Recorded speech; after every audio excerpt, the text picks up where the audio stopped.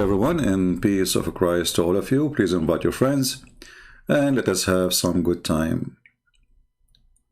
Let us say a quality time of fun.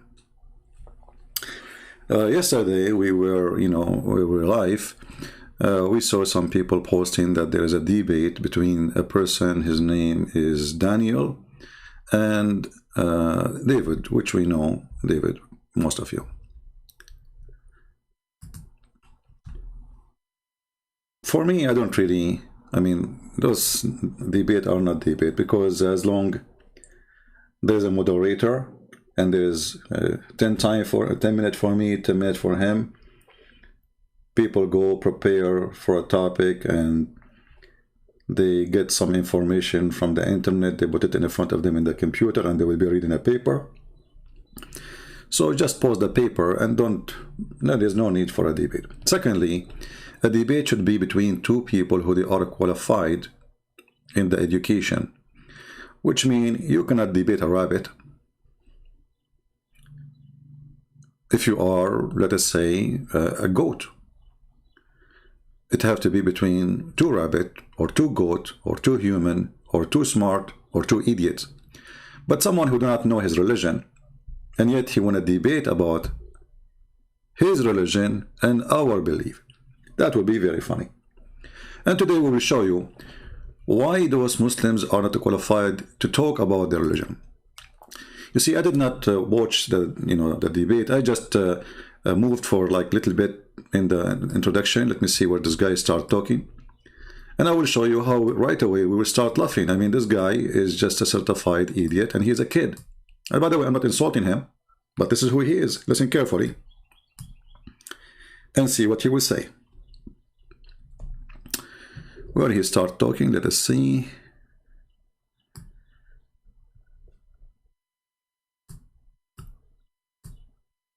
Talk is cheap.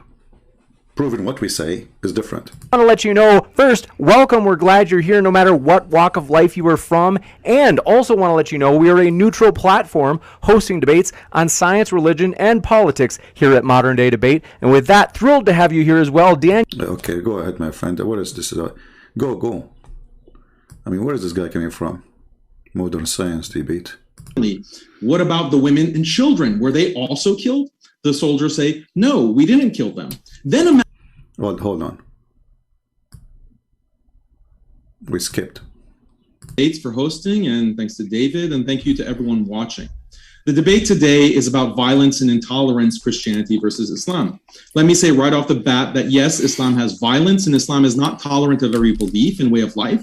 And that's a good thing, as I'll explain. But my problem with David Wood and other Christian apologists is that they are inconsistent and dishonest. I'm going to focus on three main examples of this inconsistency. The first is what we can call the Old Testament question. Imagine there was a hadith that described Muslim soldiers coming back from battle and reporting to the Prophet Muhammad, peace be upon him. The soldiers report that they were victorious in battle and had killed all the enemy men. Then the Prophet asks sternly, what about the women and children? Were they also killed? The soldiers say, no, we didn't kill them. Then imagine that the Prophet gets enraged at this and condemns the soldiers for not exterminating all the women and children. Now imagine that if a hadith like this existed, David Wood would have no hesitation in citing it over and over again on his channel, making a big... the debate is over. You are a certified donkey, and I will show you the hadith in 2 seconds. And then everybody will be laughing at you. You are a certified donkey. So obviously this guy did not know his religion. Because if you know your religion, you will not start the debate with this. It's challenging to find such a hadith.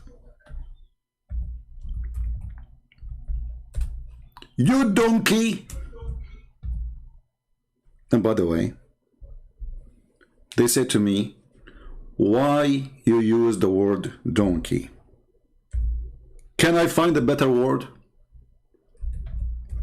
He started the first 2 seconds in his argument challenging. Imagine if David Wood can find such a hadith. This is the start, you donkey. This is the start of your challenge. Imagine if David would can find such a hadith.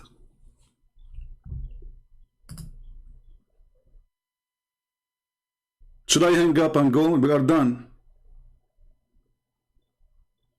Because he is challenging David Wood to find such a hadith. بدأ نثر. The Christian and the Muslim, they have an argument. And the day before I start, I'm going to say to David Wood, imagine that David Wood, he hear somebody saying that the Prophet asked his father, do you kill the women and the children? And they said no. And he said, the Prophet said, what? You did not kill the women and children?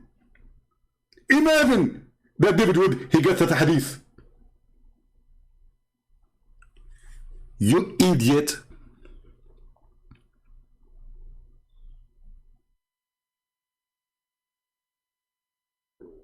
This is the guy who wanna debate us, challenging us to find the hadith says that the Prophet, he encouraged them to kill their children. Yes, he did. They were asking him, when we are going to attack the enemies, we are killing their women and their children. Is that right? He said, they are from them, which means he encouraged them. He said, don't worry about it. They are from them, so kill them.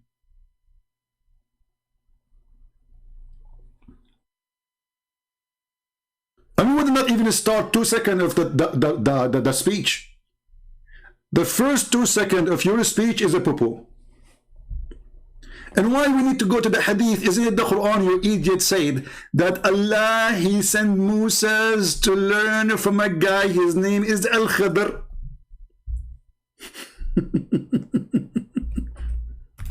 And this guy, brother, he saw a child who is, he fear, brother, that he will not be good to his parents. Okay? So he slaughtered him.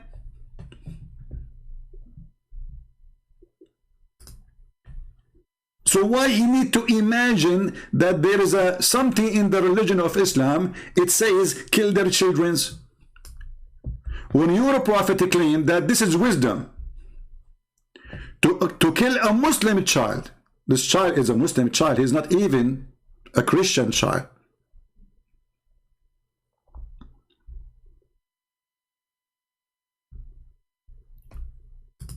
And Allah, brother, in the Quran explain why the Al-Khidr, he killed the youth or the boy. Because simply his parents were people of faith, so they are Muslims. Okay, but isn't Muhammad, he says everyone is born as a Muslim? So this person is 100% Muslim. He's born of a Muslim family. His parents are Muslims. Isn't your prophet, he says that the child, he is going to be a Christian or he's born as a Muslim by nature, by fitrah, and then his parents will make him a Jew or a Christian or a Muslim. Here we go, the parents are Muslim, so even that to prove Muhammad to be a fraud, because if the parents will make you a Christian or a Jew or a Muslim, the parents are faithful, so how come the child is not? And now the child, he did not do anything yet. He did not become a person who have no faith. He's just a plane in the street. So the guy, he took him, he slashed his head, he smashed his head with the wall or in the floor, as it says in the interpretation. Why? Because we feared.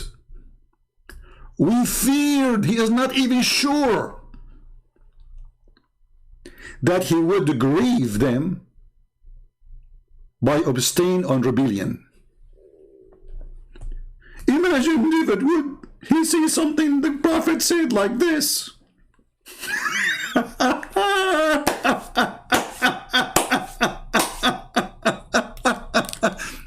So imagine this guy was debating me, and it is not David Wood who is talking to him. It is me. The debate is over. We just showed you from the hadith, and this is authentic, Sahih Muslim and Sahih al-Bukhari. And now we are showing you from the Quran.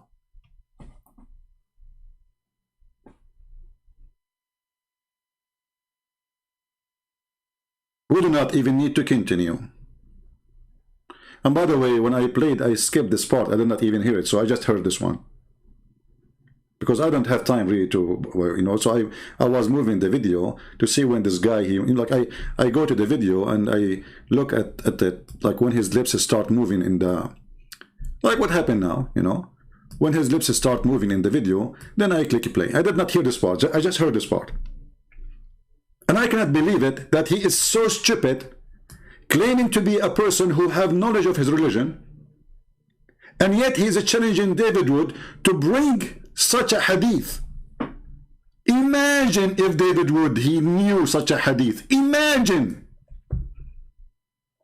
We do not need to imagine. We will leave the imagination to your prophet, who he imagined that he had sex, but in fact he did not. Who he imagined that he went to seventh heaven, but his wife, she said he did not leave the room. Who he imagined that he is bewitched, but in fact he is just a crazy person.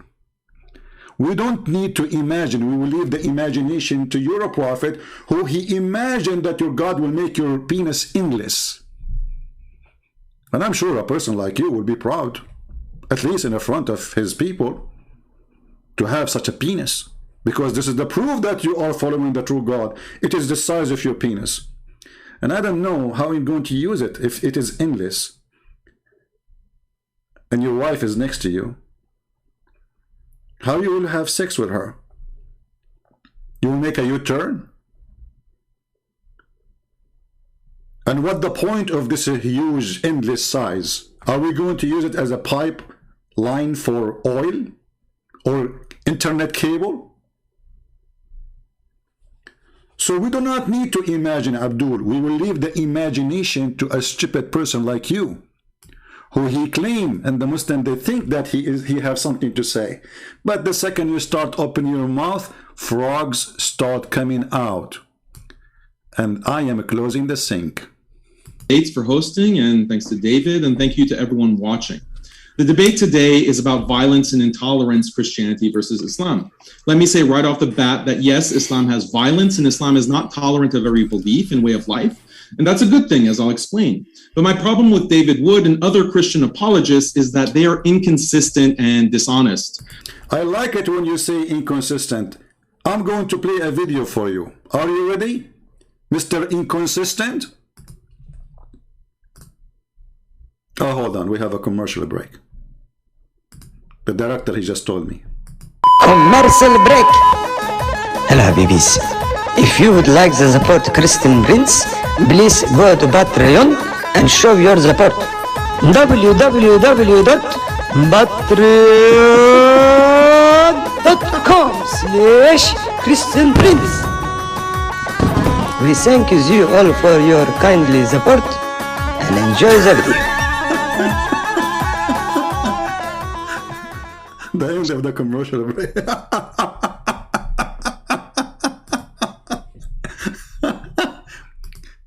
So the Christians are inconsistent, brother. They are inconsistent. Let us examine that. I mean, if I want to make a statement about every word you say, we will spend the coming century to finish this video. I mean, what's wrong with you? You are just a dump machine. You walk, you don't walk, you do poo-poo. The poo-poo is dripping from you. The Christians, my problem with the Christians, apologists, and someone like David Wood and Christian apologists, that they are inconsistent. Sheikh, tell us something. They reported that Imam Malik ibn Anas was approached by a man of the people of innovation.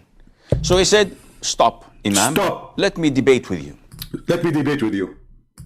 So Imam Malik had some time on his... Imam Malik, he have time. You know what he is doing for a living. You know, he's just masturbating, as Muhammad used to do. And even his friend, they come to the house, sleep in the house, and they masturbate. And then the wife, Aisha, in the morning, she said to them, oh, hold on. If you want, I can teach you how to take it off, because this is what I do to the Prophet. I scratch it with my fingers. So Imam Malik have time. He just finished masturbation. Free time. So he said, okay, then what?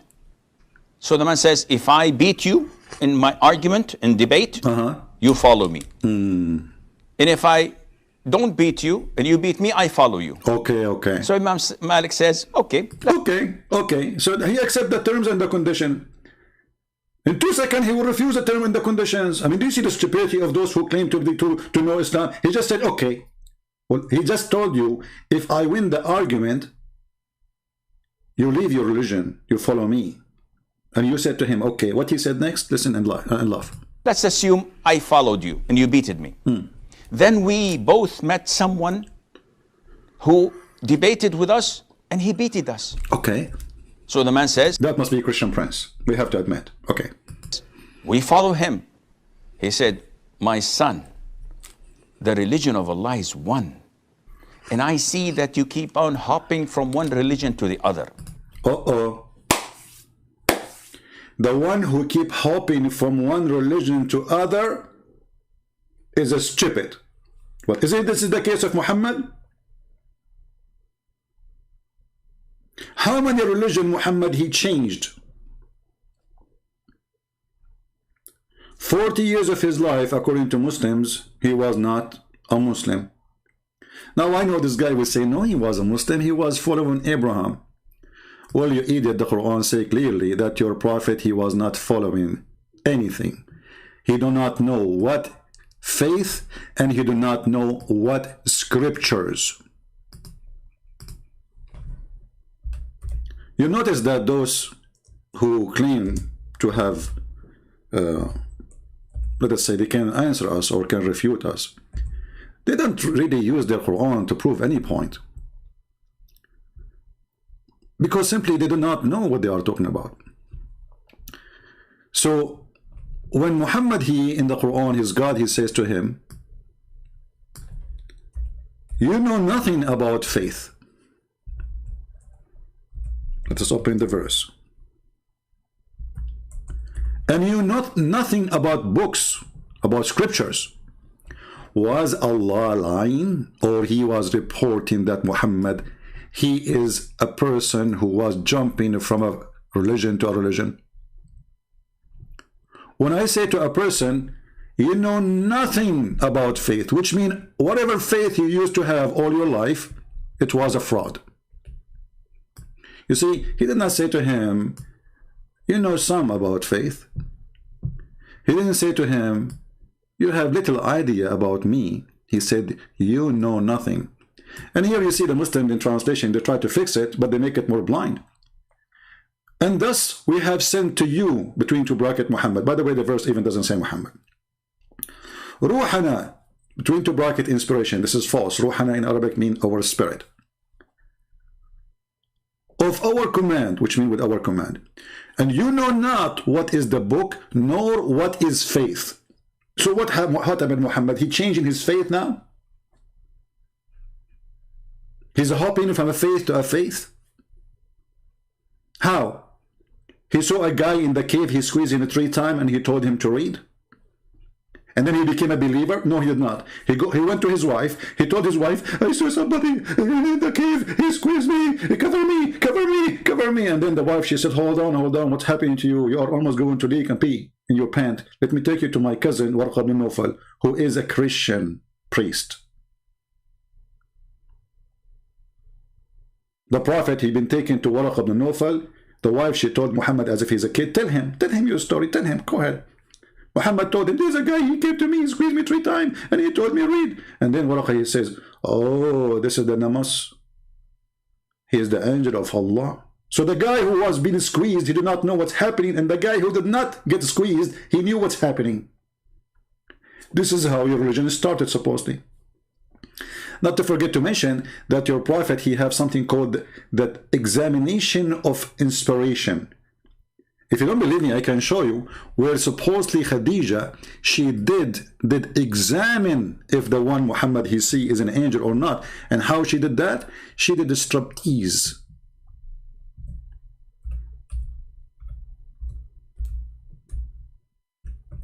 And as long I don't like to say something without showing a reference, let us find it.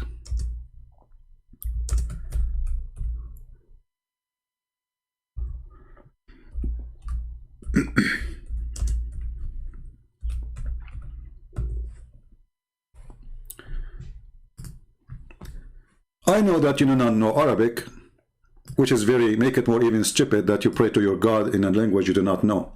This is a Sirah Nabawiyya, page number 239, volume number 1. What it says here, امتحان خديجة برهان الوحي. Khadija examining the proof of Muhammad receiving inspiration from Allah. How? Muhammad, he sees someone sitting in the corner. And as usual, Muhammad, nobody see what he see. Because Muhammad, he have an X-ray vision. I mean, the angel in the corner, but Khadija next to him in the bed, she cannot see the angel, but Muhammad can see him. Look like the angel, he have an equipment who he can blind a person and the other person still can see. In other way, he was invisible for a person, but he is invisible, or yeah, he can be seen by the other person. If we translate what is in front of us, we will see that Khadija, she said to the guy, or Muhammad, aka Allah, oh, when you see your friend, which means the angel, come to you, let me know. Let me know, Habibi, let me know. So Khadija, Muhammad, he said, Khadija, I see him, I see him. So she said, okay, if he come to you, tell me about it, which means Jibreel. Okay, so he came. This Jibreel, he came. But Muhammad is not sure now he is Jibreel or not, remember. So Khadija, she said to Muhammad, okay, Habibi Muhammad, get up, my cousin, and sit in my left thigh. What?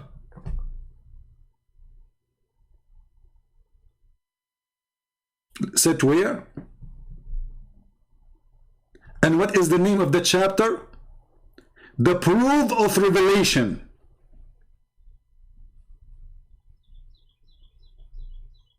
What is the proof of revelation in Islam? Is the left thigh of Khadija and the right thigh of Khadija and the ass of Khadija, and I'm not going to mention the third one. So the guy Muhammad, he go and stand up and he sit on her lap, and she said to him, okay, do you see him? Huh? He said, yes, I still can see him. She said, okay, turn around and sit in the right thigh. Look, is that going to make a difference now? I mean, look at this story, how serious it is, because there's a difference between sitting maybe in the right, maybe if he sit in the right thigh, Muhammad will not see him no more. Because location, location, location. I mean, everything is about location in Islam. Look what this religion is about. This guy is coming to debate us about a prophet. This is your prophet, or this is a, what is this? And then she said, okay, sit in the right thigh. She said, do you see him? He said, yes, I see him. She said, okay, now turn and sit in my lap, because this is the position of sex. She said to him, do you see him? He said, yes. And then she started taking off her clothes, and she said, do you see him? He said, no. She said, rejoice, my cousin, for by sure, for Allah, by Allah, he is an angel, not the devil. Look at this. So you potato, you are coming to debate us about a prophet who he himself could not even know if what he see is an angel or not, and his wife, she have to do striptease, moving him like a potato, like a puppy, in the top of her lap, from the right leg to the left leg like a monkey, and she keep asking him, do you see him? Yes, I see him. Okay, sit in my lap. Do you see him? Yes, I see him. And then when she take off her clothes, she said, do you see him? She take down her veil. This is the translation of Google. Do you see him? Well, the Muslims, they say that this is a proof that this person who Muhammad is seeing in the corner is an angel. Why? Because, well, she is getting naked, and an angel don't like to see naked women.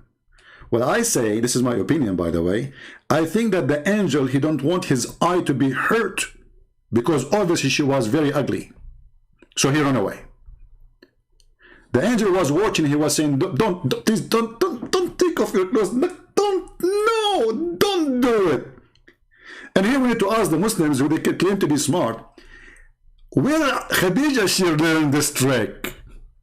Like she used to encounter angels every day and she stripped to the previous husbands too. Maybe Khadija, she was a striptease lady and she have a lot of expertise with angels. And as long Khadija, she knew that the angel, he will not be staying in the room if she take off her clothes. So what the point of sit in my right leg and left leg? Just strip and finish it. Take off your panty, see him to him, say, Muhammad, do you see him? He will say no. Tell him this is an angel. When I say stupidity is amazing, I mean it. Guys, shall I continue in getting this guy busted, or we are done? I mean, this is too much, isn't it?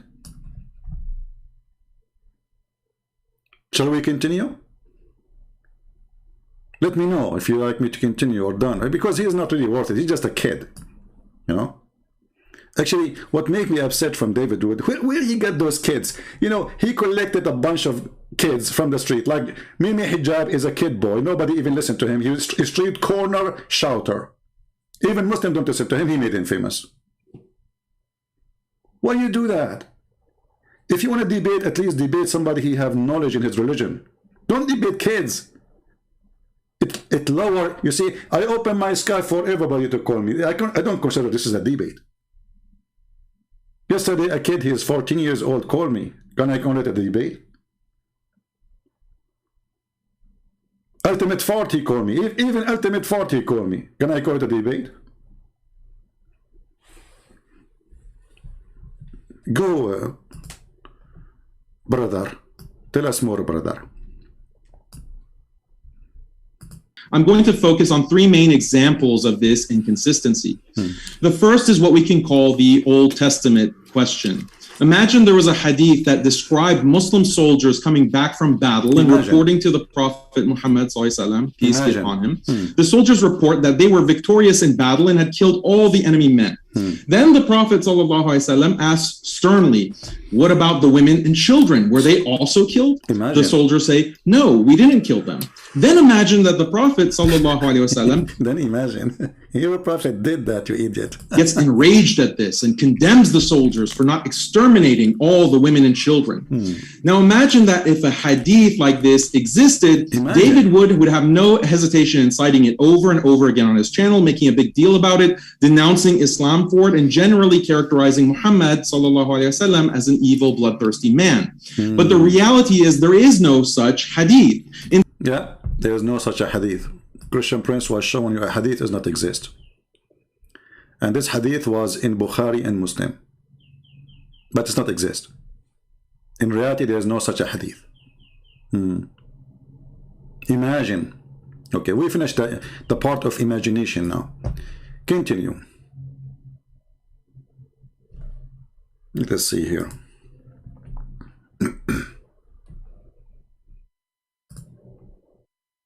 Continue your movie. Instead, this is what we read in the Bible about Moses. In Numbers 31, verse 14 to 18 of the Bible, we read, and Moses was angry with the officers of the army. Moses said to them, have you let all the women live? Now kill every male among the little ones and kill every woman who has known man by lying with him. But all the young girls who have not known man by lying with him, keep alive for yourselves. Shall we go to the story of Bani al-Mustaliq and what your prophet he did with them? Shall we go to the story of Safiya and we'll see what he did with them? And why you don't tell us what is the story about Moses? If you idiot, you idiot. If you go to the Quran, you will see that the story is in the Quran. And Allah, he punished the Jews for not killing everyone there. Not only they did not kill, according to your Quran, they did not even attack.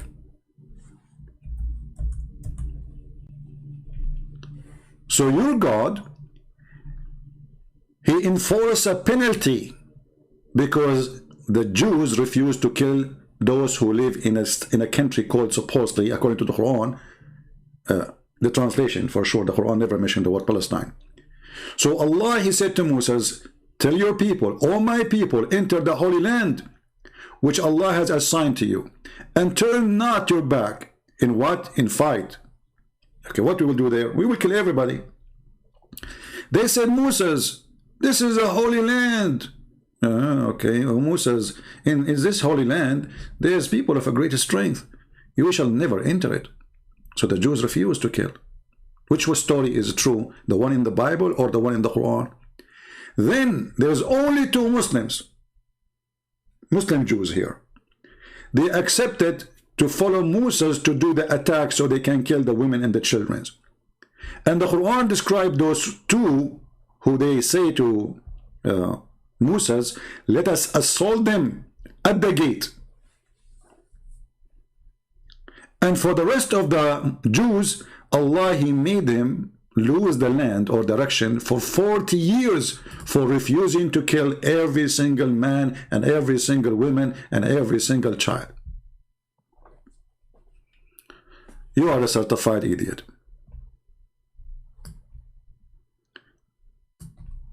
Now, I think I'm going to stay. If this guy, he said 2 words, I will make a comment. I better maybe move it a little bit. From Jesus Christ, right? Don't give me the usual Christian apologetics about the New Testament superseding the Old Testament and the New Covenant making the Mosaic Law obsolete. Here you notice he is saying that don't tell me that the Christian don't follow the New Testament. Take a note. In the minute 20 and the 22nd, he just admitted that a Christian should not say, don't tell me that you Christian do not follow the Old Testament. Did he say that? Because later he will say, no, you are not. You don't have Allah. From Jesus Christ, right? According to Christianity, right? So when God in the Old Testament in 1 Samuel 15 commands Saul to kill women, children, and even infants, that's again a certified donkey, because the story of Samuel is in your Quran, you idiot. I mean, how we can find a Muslim who know what he is talking about?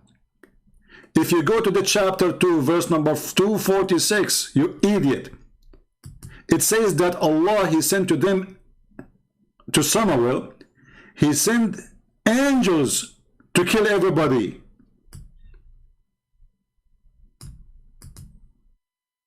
Have you ever heard of such an ignorance? If this person he knew, he will not say what he is saying. And I wonder how long it's going to take me to finish this video, because whatever he's saying, I have to say something about it. This is a chapter 2, verse number 246. Why the Jews are fighting and killing people? For the sake of Allah. This is your Quran.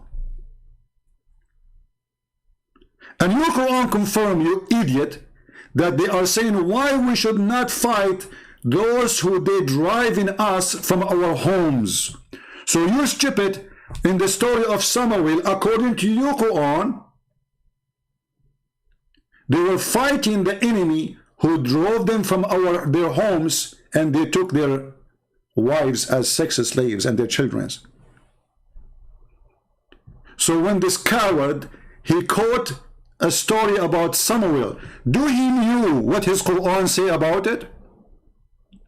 For sure he don't, because he is a certified donkey. And I apologize for insulting donkeys if any of them present with us today, because they will get upset. They have feeling too. Shall we go and find you the interpretation?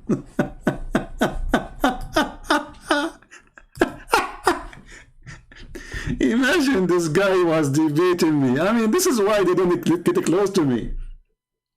Hey kid, do you have the courage to have a speech with me for like 10 minutes?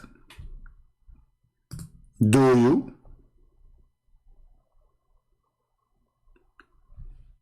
So why Samuel, he took his army, he attacked the enemies? Because they killed his people. They took their homes, they took their women, they took their children. And exactly this is what your prophet did. And here you notice, do you remember yesterday when a Muslim, he called me, he says, Jesus was not a savior. I'm going to show you, prove it to you. And then when I showed him the answer from his Quran and from his Hadith, he said, you run away to the Quran and the Hadith, which means he admit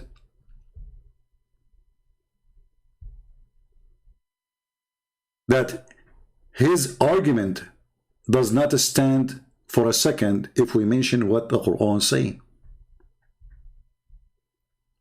And those people here, this guy is an example of stupidity.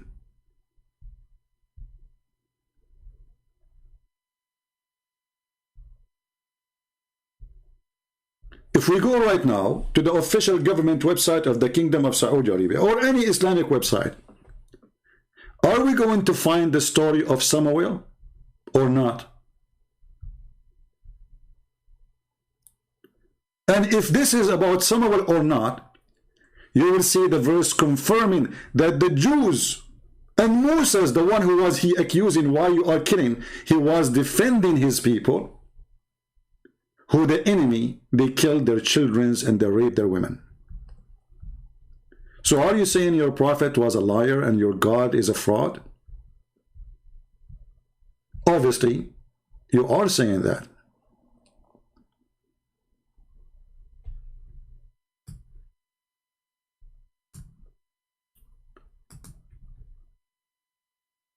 Let us go and see the interpretation for the verse, so the Muhammadan, they will not say this guy is making things up. Now, which interpretation I should show you? Al-Tha'labi, Al-Qurtubi, Al-Baghawi, because all of them, they say the same. You are a certified donkey, my friend.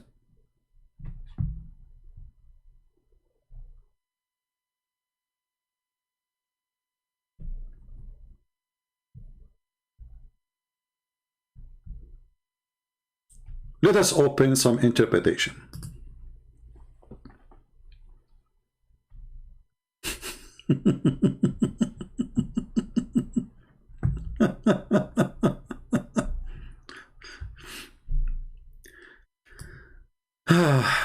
Tafsir al-Baghawi.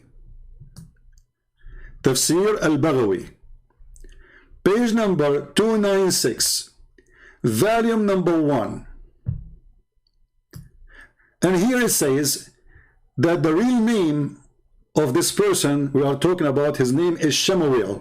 Muslims always, they have their own funny way to say words. Shemuel. So Samuel became Shemuel. All right? So, you go read here. Let us see what they did.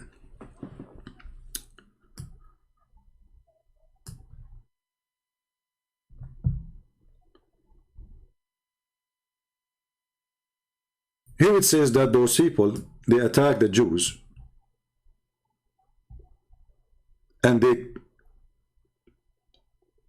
captive a lot of their children and their women, and even from the children of their kings. And they took from them 440 little boys.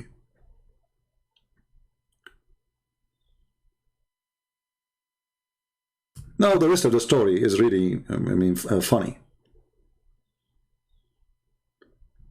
But the story here is saying that the Jews, they ask Allah to send angels to fight with them so they can slaughter those people. And the one who do that is a person, his name is Samuel.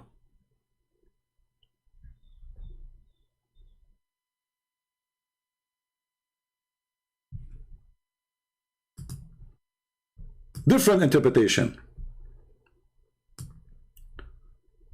Let us see Al-Qurtubi maybe. Let's open Al-Qurtubi. Give me a second.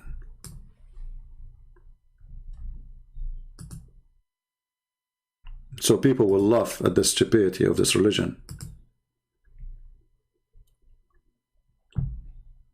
Garbage in, garbage out.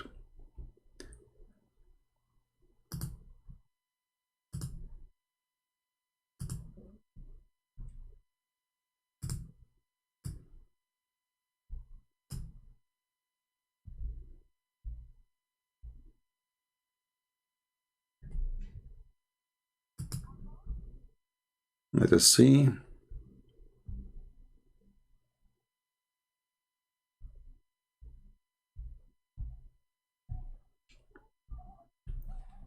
Let us use this translation here. We will use this one. You know, always I will give you the link, so you can use Google Translation from your side. Let me post it for you. You will see even in the Islamic translation, they are saying that those who Samuel was fighting, they killed every single woman. They killed what? Every single woman of the Jews except one.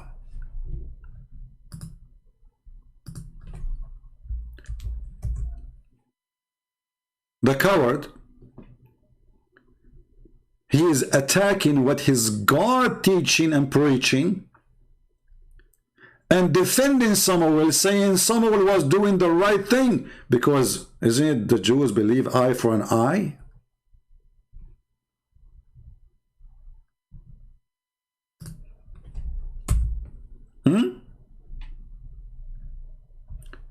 Let us use Prophet Google translation and let everybody laugh at you, idiot. Let us do that.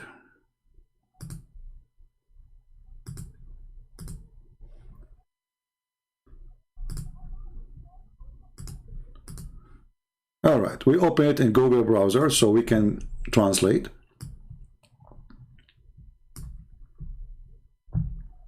Here it says that those people are people from the children of Jalut, and they are living between the Sea of Rome, which is the Mediterranean, and Egypt and Palestine, and they are giant, and they were victorious on Bani Israel, the children of Israel, and they took most of their land, and they captured many of their children, and they capture many of the children of their kings, and 440 of them. And then here it says,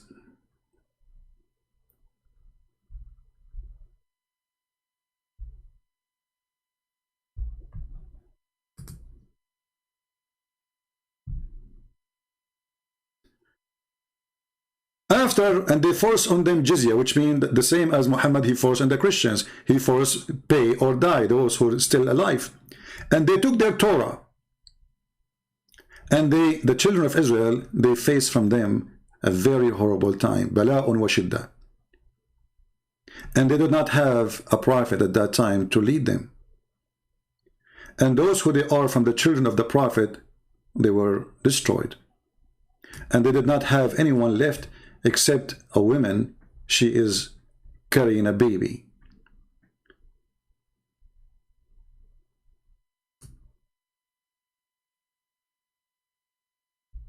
And they ask Allah to send a child. So now the Jews, they have only one woman. I mean, look at this story. There's only one woman left.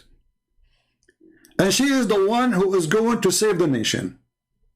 And this woman, she gave a birth to a child. His name is Shemuel or Ishmael, which means Samuel.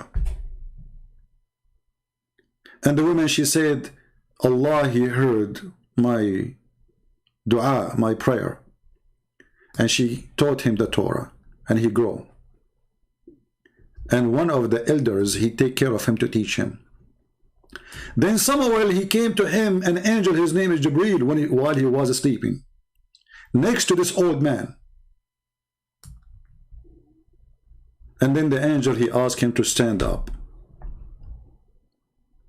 And he told him, tell your people that I am going to, Allah, he decided to send you as a messenger and as a prophet to your people. When Samuel, he came to his people, they accused him to be a liar. And they said to him, oh, you are seeking to be a prophet. You are rushing for it, but did not come to you. And they said to him, إِن كُنْتَ صَادِقًا فَبَعَثْ لَنَا مَلَاكًا or Malakan, if you are truthful, well, send us angels, ask your God Allah, angels, so he can fight for us for the sake of Allah, as a proof of your prophethood. And then this is what happened. Allah, he sent angels and they slaughter all the enemy. So this idiot, he was making fun. Let us now click at translate. And I gave you the link already, right? I gave you the link. Actually, this link I gave you is very long. Let me hold on. Let me make it short. Let me give you a different website. Just give me a second. Because this link is very long. I mean, there's many interpretations in the same page. So I want to give you a page which is directly for this interpretation, so you will not be confused. All right, this is the interpretation, the same interpretation we are reading, but this is from the official kingdom website of Saudi Arabia. Let me know, please, if the website is opening fine.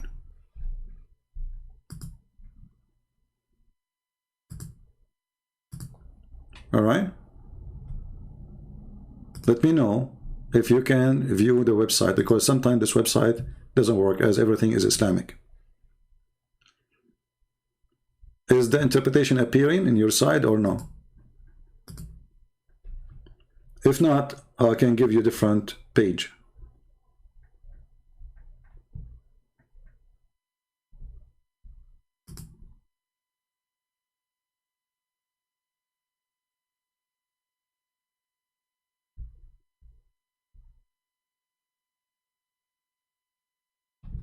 Is it working?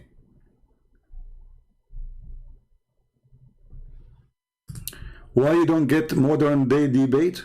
Well, I use old day debate. And my old day debate is better. Get lost. We don't do debate. People don't care about modern debate. Is that a fashion show, you idiot? Why you don't get modern day? What is that? Like, you know, make a plastic surgery for the boobs like Muhammad? Modern day debate. You don't dare even to talk to me. Well, you don't do modern day debate, Christian Prince. Here we go. I'm doing the modern. This is the most modern. We are using computer. We are using your website. We are using your stupid interpretation. We are using your scholars. We are using your prophet words. Is it modern or it's not modern? I dare you to say Muhammad is not modern. That Muhammad is an old-fashioned expired? Muta boy. Christian Prince, why don't you use modern debate? Christian Prince, be honest with me. What's the problem with you? Why you don't use modern debate? I'm really now, I don't know what to say to you. I'm really in trouble. I mean, I don't know what to say after what you just said. That's a lot. So let us go and do interpretation for what we showed you.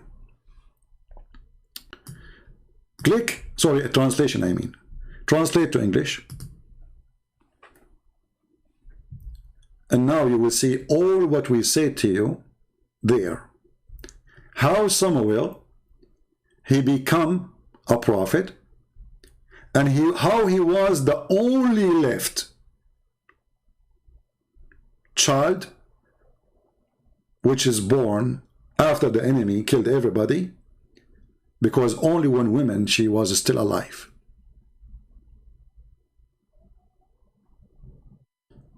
And how Allah, he chose him to be a prophet. And then his people say to him, if you are a prophet truly, let Allah send you angels to fight and to kill our enemies.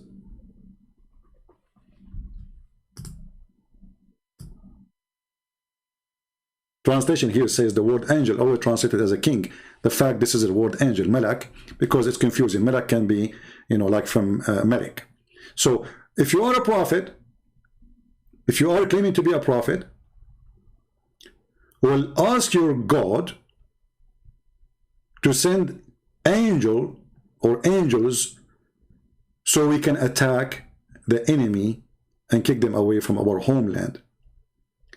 And we free our people from slavery. So this guy, he was attacking the story of Samuel, because he did not know, this donkey, that this is a story is exist in the Quran, and his own version of explanation get him busted.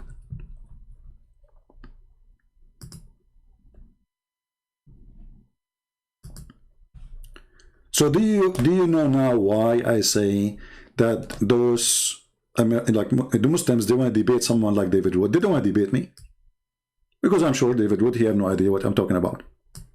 I'm not putting him down, but this is a reality. Because if he knew, he would say to him, well, hey, let us open the Quran. The story of Samuel is there.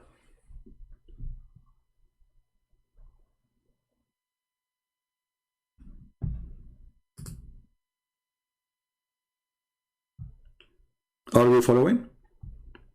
When I criticize a Christian, I never put Christians down. But I criticize everybody, and you can criticize me when I say something wrong.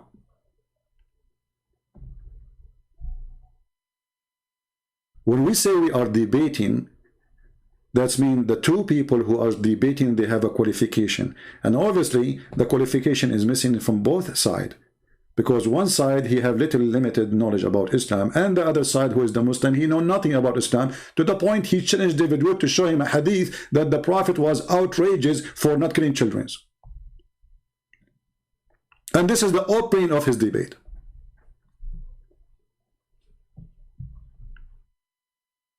Shall I continue? I mean, this video will take with me forever, because every second this guy, he says something, he make poo-poo. Seriously. I mean, we did not even play from his statement even 1 minute yet. It is a minute, and now we have 52 minutes respond, proving him to be stupid idiot from his book. So how we can finish a video of 2 hours?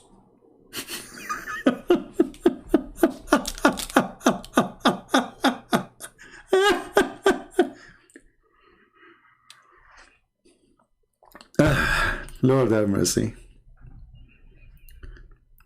Somebody saying you are debating yourself, speaking alone. Well, why you don't give me the Skype of this guy and I will call him right now? You see, you coward, I am the only one who opened my Skype and say who dare to call me, including those who claim to have knowledge, including those who say they can refute me. So how they refute me? They talk to themselves. They make a video refuting Christian Prince, right? So you see how stupid you are? As long as Christian Prince, you talk to yourself. Why you don't call a Christian Prince right now and get him busted? Do you want to do that? Jimmy, do you have the courage to call any of your friends, all those who you think they are powerful, or to give me their Skype to call them right now in front of everybody? And then there's no excuse that I'm debating myself. In fact, it is you who keep saying we debate only Christian Prince face to face. This is what you say, not me. I never said no to anyone. When the last time I said I will debate only face to face? What is face to face about? Here we go. They are talking to David Wood in the internet. What face to face is about? So who is the coward? And what is the answer for what I say?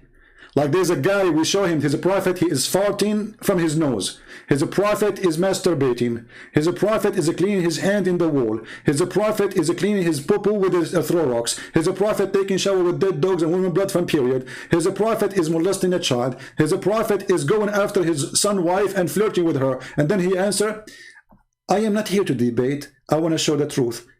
And he posts something about an article about the Bible. What is the answers for everything we say? Cowards. Muta boys.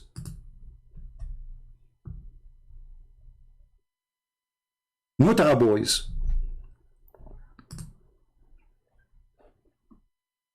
And he come in every video, he posts the same thing. I'm not here to debate. And he posts the article, which is funny, and he don't dare. I say to him, why you don't call me and let us see if you can, if you dare to speak about it.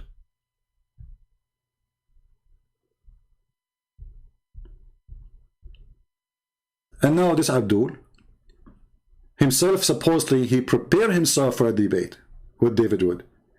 And all the argument he come, it is in his book against him.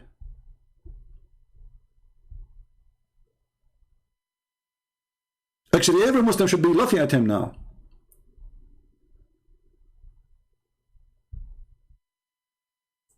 How this can be a religion?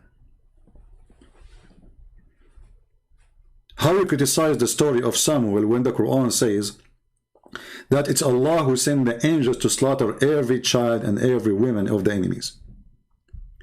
How you criticize the story of Samuel when it says in your stupid book that those people, they slaughter and they killed all the Jews and all the women until there's only one woman left, and she is the mother of Samuel? What happened, my friend, that those dummies, they are dummies. And we are in the time where people, they praise dummies. And because they are dummies, they don't dare to speak to someone knows and can get them busted in a second.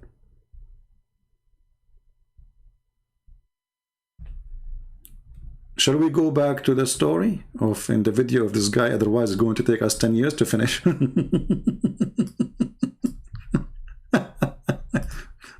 Okay, boy, tell us more, brother.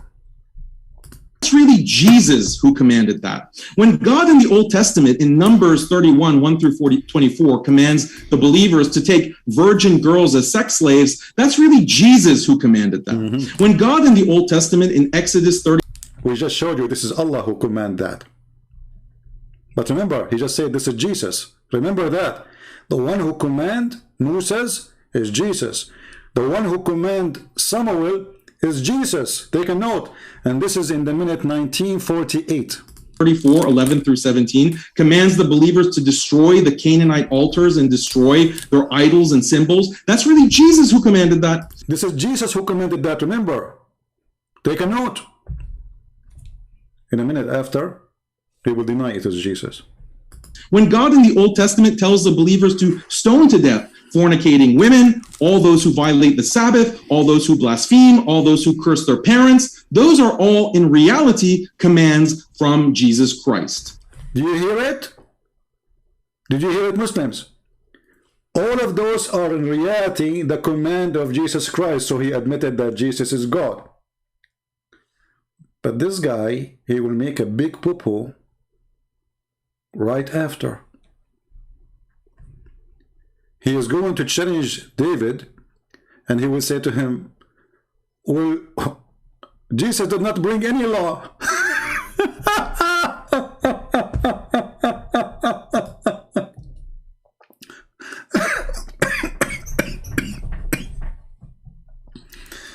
He made a speech that Jesus, he have zero law. You know what zero law mean? Zero. But in his introduction, he's saying that all those law is coming from Jesus.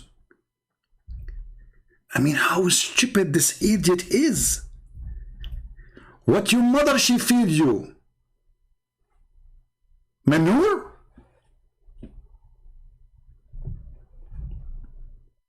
Right? Don't give me the usual Christian apologetics about the New Testament superseding the Old Testament and the New Covenant making the Mosaic law. That is false, because Jesus said, I did not came to destroy, I came to complete. So we got you busted. Continue. Obsolete.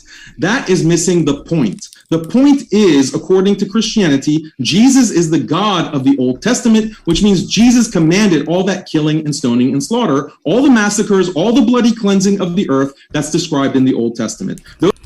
All the bloody things happening in this earth is the command of Jesus. Let us continue.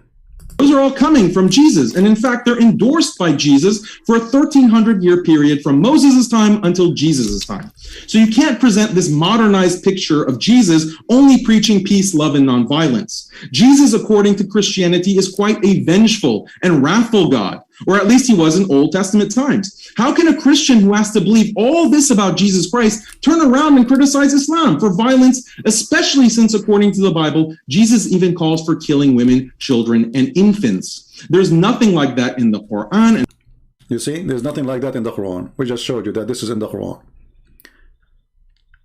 Big mouth, potato, and everybody is laughing at your religion now. And not only that, the Quran refuted you that those people, they are fighting and killing the enemies as they killed them. As you mentioned the story of Samuel, that only one woman left from all the people of Israel. Only one woman left. This is according to your stupid book. And hadith. So isn't this the most outrageous double standard? Exactly. David Wood, please explain this. Explain how you can criticize Islam and smear the Prophet Muhammad ﷺ as a violent, bloodthirsty warmonger, when according to your own theology, your God, Jesus Christ, also commanded and approved of all these things and more. So David Wood, you're extremely dishonest when you criticize Islam, and in fact, Christians should really hate you for what you're doing, because you're essentially trained. David Wood, we hate you because we found that Allah is the one who ordered the Jews to attack the Palestinians in the Quran in chapter 5 verse 21. And we found that it's Allah who ordered Samuel to take an army of angels to slaughter every one of the enemies. We should hate you because this exists in the Quran in chapter 2 verse number 246. This is double standard, David Wood. We should hate you because Muhammad, he says, kill them, they are from them, those children and their women. We should hate you. You have double standard. And all those orders are from Jesus Christ.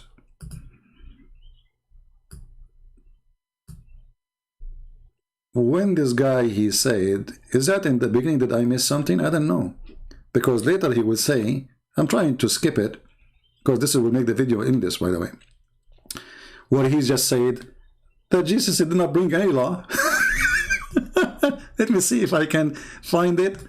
Anyone knows what made he said that? Warfare and so forth. As a Muslim, I gladly concede all of. Okay, hold on. Let me see when he start talking about Jesus, he have no law.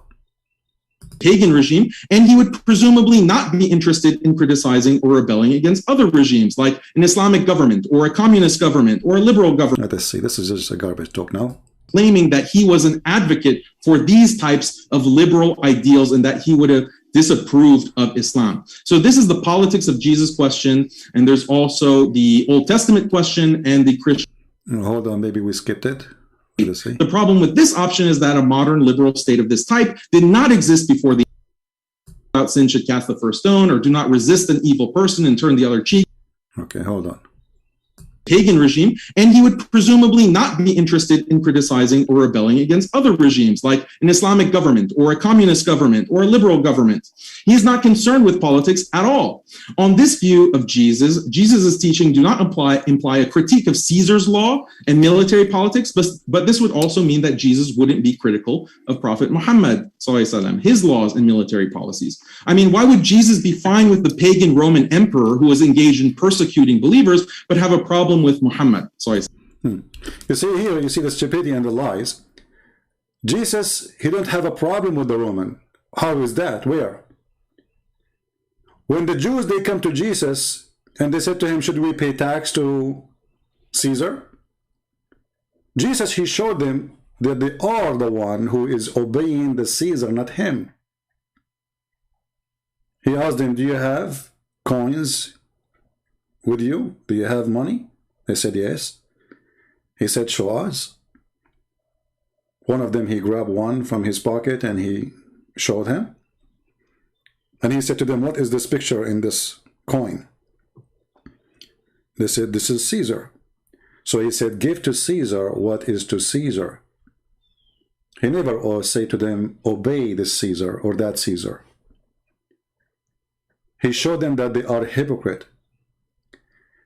In the same time, you coward, it was you a prophet, and you are the one who's saying the Roman are pagan.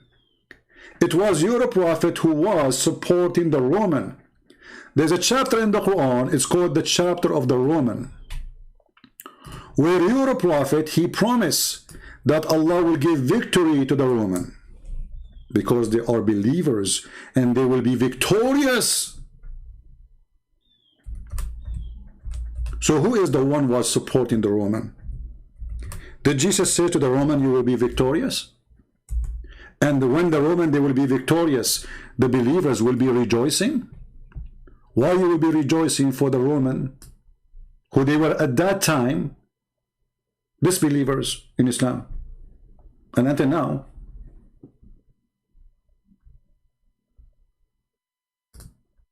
And when the Roman, they will defeat their enemies, which is the Persian, the believers, the Muslims, will rejoice that victory is given from Allah to the Roman against the Persian. Again, this guy, he do not know what he is talking about. Jesus never praised the Roman. Jesus, he never adopted the law of the Roman. And you idiot, you just confirm that by saying that all the law of Moses is coming from Jesus.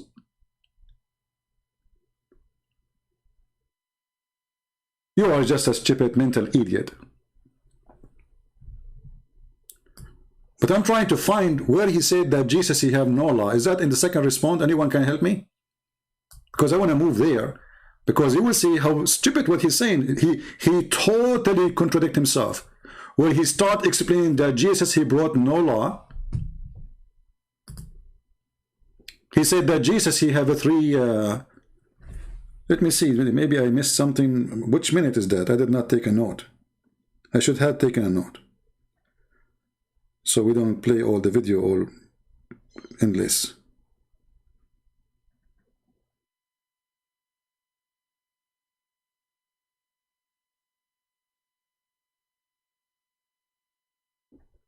I did not take a note when he said that. Which moment? If anyone knows what moment he said that, let me know. Maybe this is in the second response, I'm not sure.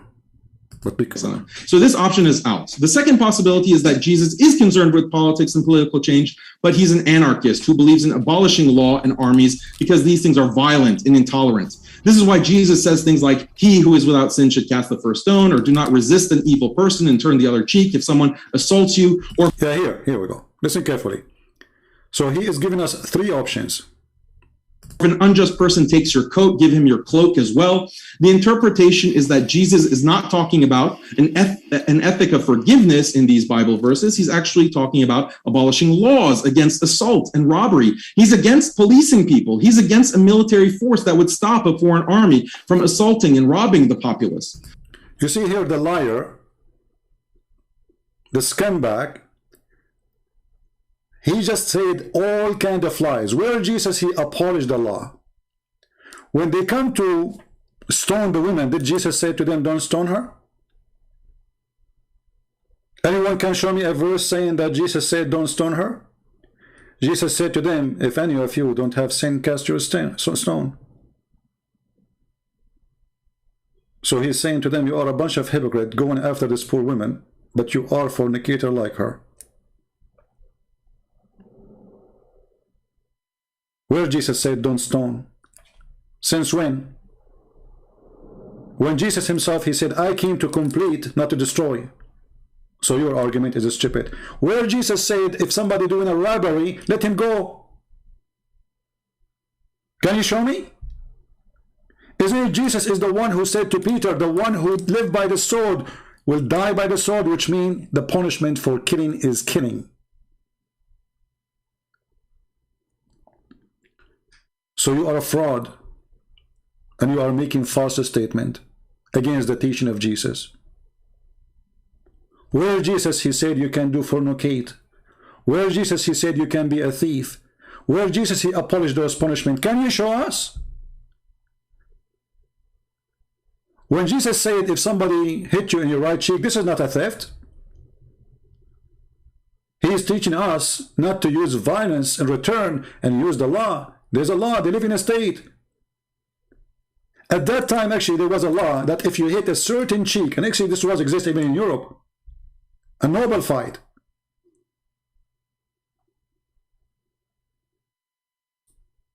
That if you use a certain hand, you go to jail. If you hit a certain cheek, you go to jail. So Jesus was saying, use the law and don't be a person who break it. And you are the one who said a second ago that Jesus is the one who brought the law in the Old Testament.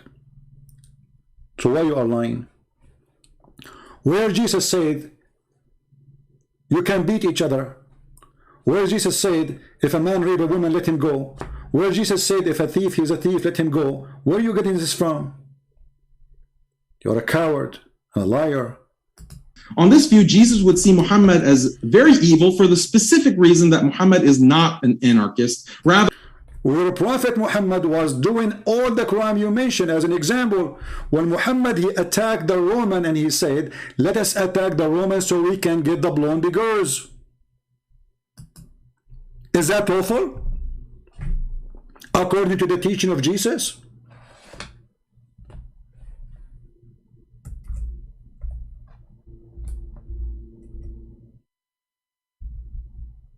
Is that lawful according to the teaching of Muhammad?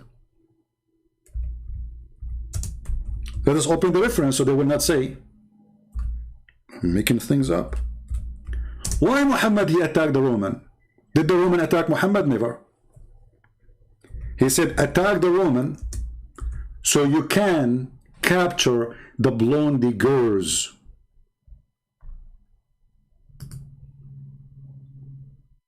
Is that a prophet of God?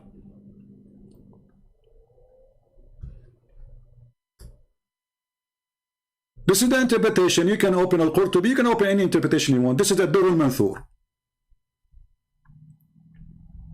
A man, he said to Muhammad, stop, tempt us with women. This is in your stupid Quran. But why he said that? Because Muhammad, he said, attack the Roman so you can get the blondie girls.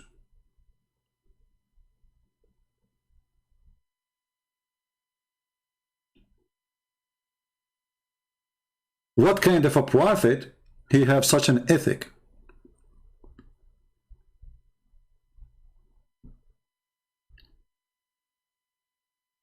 Is that from God?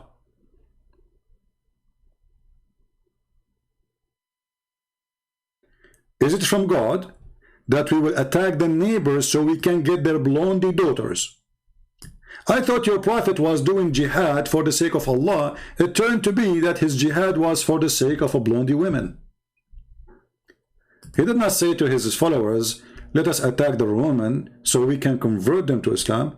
He was saying, attack the Roman so we can get the blondie and their women. That is the truth. Can you respond to that? Well, it doesn't say that, CP. It doesn't. Are you sure? Yes, CP.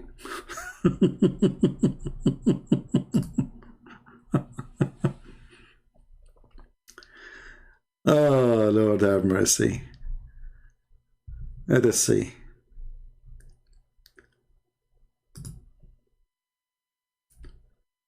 For some reason, this website here, the Saudi Arabia, is not opening. Let us see the different one. Here we go. At-Tabari, value number 10, page number 191. What Muhammad, he said to the Muslims, attack Tabuk and you will get the blondie girls and their women. A person, his name Al-Jad, he said to him, please don't tempt us with women, which means this man is saying to Muhammad, you are a scumbag, trying to make us go for war with other land just for the sake of getting some blondie girls. Is that from the mighty God? Attack the Romans so we can get the blondie girls?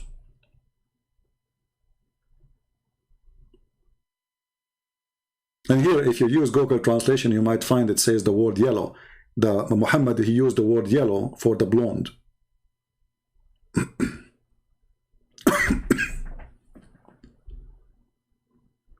What kind of a prophet he makes such an order? Attack the Roman and get the blondie girls. Attack Tabuk so you can gain the yellow girls and the women of the Roman. You're a potato, my friend. Continue. We like potatoes anyway. Muhammad is someone who passed laws and had a military policy which entailed violence. But of course, such a view of Jesus is absurd, and no pre-modern Christian ever believed he was an anarchist, so this option is out. The third possibility is that Jesus is concerned with politics, but he is not a proponent of anarchy. Rather, he wishes to establish a modern liberal state. According to this vision of Jesus, Jesus wanted a state that upheld something like modern human rights norms and had a foreign policy that consisted of strictly defensive wars. On this view, Jesus would condemn Islam because Islam is not compatible with such a modern liberal state. Well, Jesus, he condemned Islam right away. Jesus, he said many things about religion like Islam. He said, don't pray like those hypocrites who pray in the corners. Don't fast like those who shout and scream and say, we are fasting. When you fast, wash your face and don't tell people that you are fasting. Jesus condemned a child molester like your prophet. He says, it is better for a person who harmed the little one to put a milestone in his neck before he harmed the little one and throw himself in the deep ocean. My Jesus, he said, it's better to take your eye out of your head, better than your eye leading you into hell. And this is talking about fornication. Your prophet was a fornicator. And your prophet was a child molester. And your prophet used to look at women, and he keep looking until he get tempted, and yet he claimed to be a prophet of God. Who said that Muhammad is not mentioned by Jesus? Jesus said, be aware of false teachers, and all the teaching of your prophet is false. Since when we can find that Jesus said to a woman, give your breast so a man can suckle her? This is the law of who? The law of God?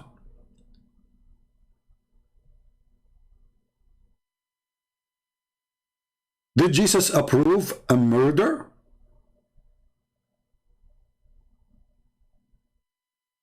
Isn't it the Quran says that Allah, he told the Jews that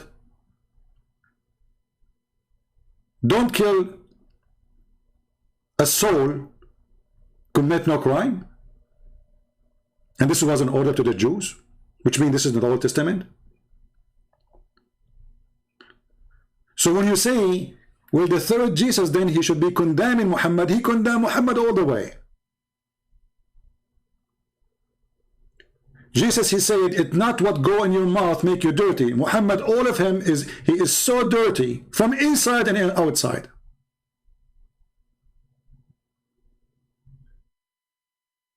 Have you ever heard of a prophet of God? He said that the one who is proud about his inheritance before Islam tell him to go and bite the penis of his father? Is that a word coming from God? Did Jesus allow the Christian to do mut'ah and have 3 nights stand for sex? Is that your God teaching? This is in the Quran, chapter 4, verse 24. So when discovered, he said that Jesus did not condemn Muhammad if he is, as we claim, according to him. Well, all the verses in the Bible condemning Muhammad. In the top of that, even the Bible says that the one who is the liar, who is the Antichrist, to make it more clear, is the one who denied that Jesus is the Christ and the Father and the Son, and he is the Son of the Father. So he was condemning your prophet. Continue, Abdul. The problem with this option is that a modern liberal state of this type did not exist before the Enlightenment in the 18th and 19th centuries. Furthermore, modern liberal secularism was primarily created by atheists. Here's just stupid, he forgot to tell you that Jesus, he did not have a state to make a state law. I mean, how stupid, how naive, how dumb you are. Was Jesus a king of a state and he have ministers? Do he have an army and soldiers? Did he establish a government? What are you talking about? How silly you are, just a teenage kid. That can be a question if Jesus was ruling the country and he put a law into test. then we can question the law he made into test. Look like this potato, he is even denying the Quran, that even the Quran says that Jesus, he needed support, and this is where the word Nasara is coming from. He said, who is going to help me? The disciple, they says, us. He have only 12 disciples, he don't have a 12 army. He don't have 12 ministers. So what this guy is talking about? This is where the word Nasara is coming from, supposedly, according to your stupid prophet. Then Isa, he said, he came. He know that disbelief. He said, who will be my helper? Well, he have a 12 disciple. He don't have a state. He don't have a country to rule. He don't have an army. He don't have a minister. So he's talking about Jesus' state.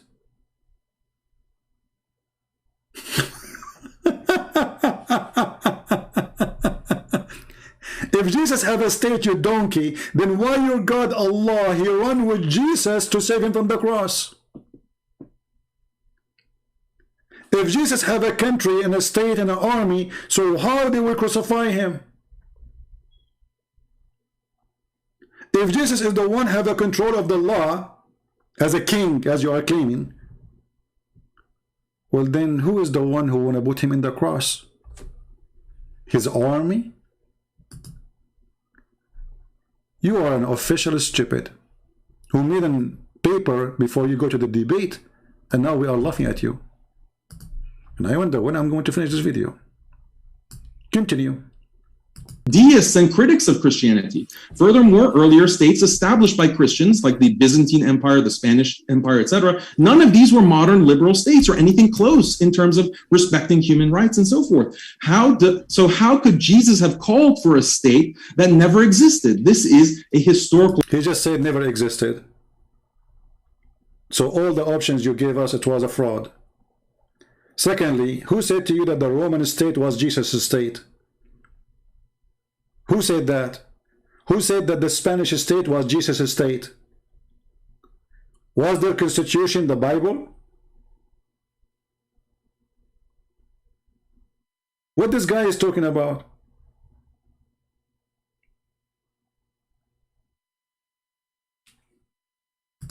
Error, so this option is out. Furthermore, Christians should consider what is involved in a modern liberal state. It involves, among other things, protecting the free speech of people who blaspheme God, facilitating sex outside of marriage, which just... I like that. You know, if you want to support the freedom, then you have to support sex out of marriage. Will your prophet support sex out of marriage? Actually, most of your prophet relationship was sex without marriage. Was Mary the Copt his wife? Was the wife of his son his wife? When your prophet, he went to the house of his own son and he flirted with the wife and he said to her that, my Allah, he made my heart to flip for you.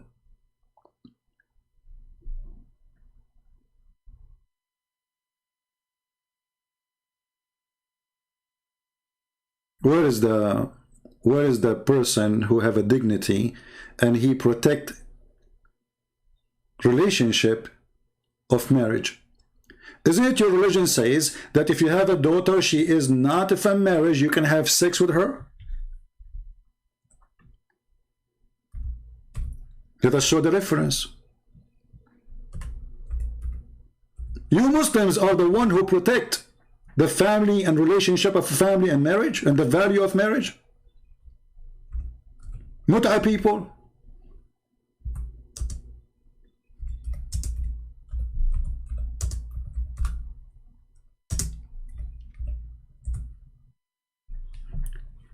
This is Tafsir al-Qurtubi. What you will say to me, it doesn't say that. This is Tafsir al-Qurtubi, volume number 13, page number 59. The Quran, وَجَعَلْنَاهُ نَسَبًا وَصِهْرًا. What does that mean? Read carefully and laugh. Any relationship is coming from illegal relationship is not to be considered. Therefore, it doesn't go under the Quran where it says حُرِّمَتْ عَلَيْكُمْ أُمَّهَاتُكُمْ وَبَنَاتُكُمْ. Therefore, it's forbidden for you to have sex with your mother and your daughter. So to make it simple, the Quran have a verse saying you cannot have sex with your mother and your daughter. But at the same time, the page here saying that if the daughter, she is a daughter from adultery, she is not your daughter, so you can have sex with her and F her. This is why, according to Islamic law, and this guy will talk about justice and law, is that a justice that a child, he is born of fornication, he cannot have a child support? What kind of justice is that? Is that justice that a child, he is born of a fornication, we can F the child? And yet he is my child? Isn't it true that a child of fornication, he cannot even take his father's name? What kind of religion? It says that it's okay to have sex with your own little girl, daughter, if she is a daughter from fornication.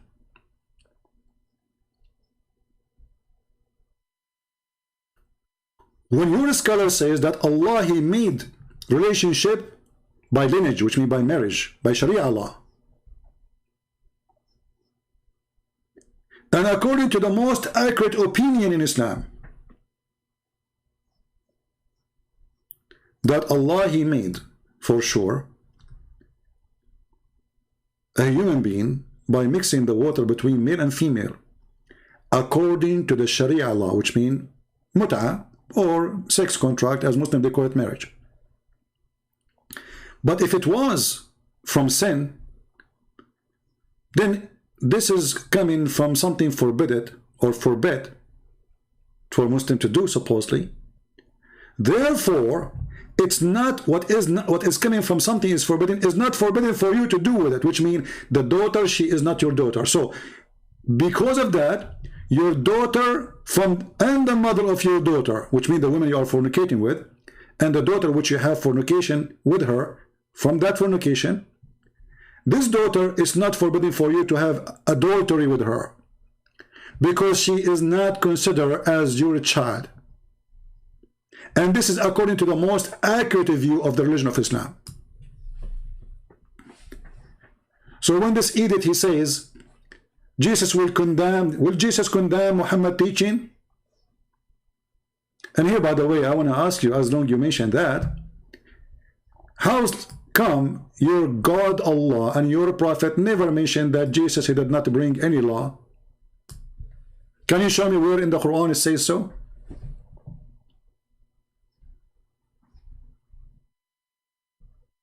Destroys traditional family and gender roles. Where is that? Where is it that Jesus claims that the state should protect so-called human rights of this type? There is no proof of this. By extension, there is no proof that Jesus would have condemned the Prophet Muhammad or Islam for not sufficiently protecting people's rights to blaspheme and have fornication and who attack family. Here you notice the stupidity of this person. Well, didn't the people, they call Jesus names? Did he kill them? Jesus in the cross, when the Jews, they will blaspheme him, making fun of him, crucifying him, what his response was? Father, forgive them, they do not know what they are doing.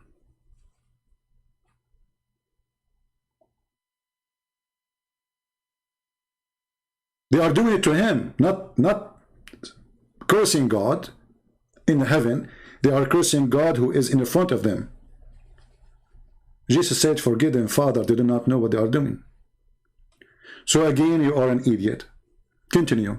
Life, David Wood is abusing the historical Jesus by claiming that he was an advocate for these types of liberal ideals and that he would have disapproved of Islam. So this is the politics of Jesus question, and there's also the Old Testament question and the Christian governance question. If David cannot answer these three issues in the debate, he really has no leg to stand on in criticizing Islam for violence and intolerance. Well, we answer all those questions. And actually, I heard David, he is saying something very important, but I don't know which minute he said that. Let me see. Did I take a note? I'm not sure.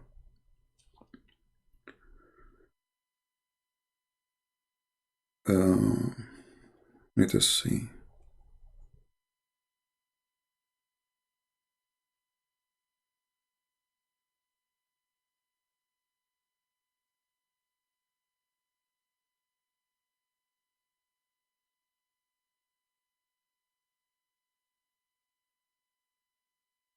Okay, in the minute I have a note for this one. Let us go. 45. Listen to what David he said, which is very good. Pillar of cloud giving us orders right now, and you say, I don't have to listen to you. Or if you're not one of the people who were actually following him, you're someone else, and you're saying, I don't care what that pillar of fire says. I don't care about these people who are just led through the sea. I say God has the right to give life or to take life. This is very different from Muhammad coming along. Someone who comes along and the guy thinks his first impression of his revelations was that they were demonic. He has to be talked out of that by his wife and her cousin. He tried repeatedly to commit suicide. Whenever something was going wrong, he would try to hurl himself off a mountain. He admittedly was... Stop. Because this guy, he did not like what you said, David. I'm going to put him in the screen about what you just said. He was moving his head in a certain way. I'm not sure why. Watch carefully. Pillar of cloud giving us orders right now, and you say, I don't have to listen to you. Or if you're not one of the people who were actually following him, you're someone else, and you're saying, I don't care what that pillar of fire says. I don't care about these people who are just led through the sea. I say God has the right to give life or to take life. This is very different from Muhammad coming along. Someone who comes along and the guy thinks his first impression of his revelations was that they were demonic. He has to be talked out of that by his wife and her cousin. He tried repeatedly to commit suicide. Whenever something was going wrong, he would try to hurl himself off a mountain. Did you see how he moved his head? No, this is not true. Muhammad, he tried to kill himself. No. You are so cute. Look at his face. He's moving his head like a lizard. Let's go to the hadith. Potato. No. This is your stupid prophet trying to commit suicide many times. Not only once, not only two. The hadith says many times. And here the reference. This is Sahih al-Bukhari. You cannot tell me this is weak. 6982. So don't shake your head like a lizard. It says here that we heard that he intended several times to throw himself from the top of the high mountain, and every time he went up to the mountain in order to throw himself down, Jibreel would appear before him and say, Oh Habibi Muhammad, indeed you are a messenger of Allah. So obviously your prophet himself, he don't believe he's a prophet, because when he hear that, he calm down, he go home. Which means the reason for him to go and try to commit suicide, that he himself is the last one to believe he is a prophet. And look how stupid Muhammad is. He needed the angels to keep coming to him. It's like a spoiled boy. You tell him, he go in the floor, he starts shaking his head and crying, I want candy, I want candy, you know, I want to go, and then his mom, she come and she give him a candy and he stopped crying. This is your prophet. Each time he want to commit suicide, each time, how many times? The angel appear for him, and the funny is that the angel, he wait until Muhammad climbed the mountain. Look like the angel, he like to see Muhammad hiking. I mean, why the angel don't appear to him when the guy is leaving the house? Why he wait until the guy in the top of the mountain, and now he is negotiating with him? Secondly, isn't it your prophet, he says that the one who kill himself, he will end in hell? So why he's trying to kill himself? Isn't it obvious that your prophet is a monkey? His brain is a brain of a coconut? He think he's a coconut. He climbed the tree, he wanna jump. Jibril, he come to him, hey coconut, don't jump. Truly, truly, you are not a coconut.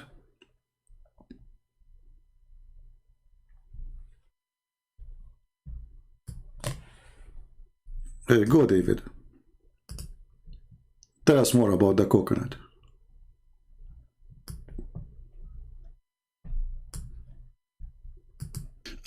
He admittedly was a victim of black magic that gave him delusional thoughts and false belief. He admitted that Satan tricked him into delivering revelations promoting polytheism. I mean, where do you see that in the prophets? Someone delivers a revelation, promotes polytheism, comes back later and says, the devil made me do it. So this is, it's not just, hey, there's not enough good evidence here, or there's not enough miracles. It's, this guy is the least reliable person in history. If I were... This is the best statement. He is the least trustworthy person in history. He's mentally ill. He's a child molester. He's a thief. He's a fornicator. He go to his son's wife and he flirt with her in the house of her husband. They are not divorced. She is under the roof of a husband. He flirt with her, and this is in your book. So when an idiot, he come and say, we have a law. Okay, shouldn't we ask who is the one who provide the law for you? We find that the law is coming from a guy who want to kill himself many times. From a guy, he been squeezed by an angel, and his wife, she discovered this is an angel or not by doing striptease. By a guy, he legalized for him that a Muslim, he can have 4 wives, but he can have unlimited wives. This is a law. It's a law of God, that God, he made a special law for Muhammad, and there's a special law for the Muslims. It's a law that you cannot marry a woman her husband is dead if she is the wife of Muhammad. Special law. Isn't it obvious that this person is mentally ill, creating law to fit with his jealousy? He don't want any man to sleep with his wives. How come he slept with women who they are widowed, but his widowed cannot sleep with women, with men who they are alive? He's dead now. Aisha, she can't get married. Khadija, she have 2 husbands before Muhammad. Muhammad have no problem to sleep with her because she is rich. So how come when his wives became widows, they cannot marry after Muhammad?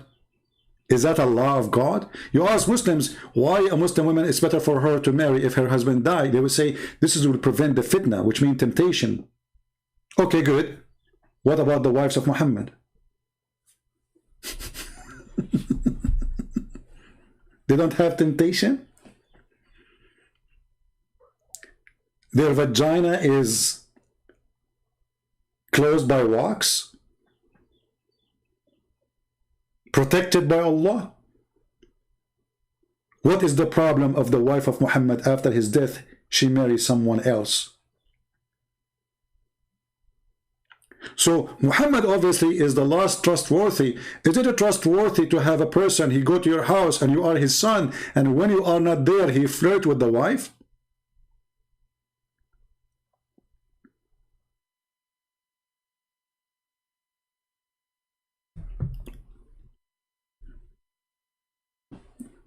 Let us go, coconut.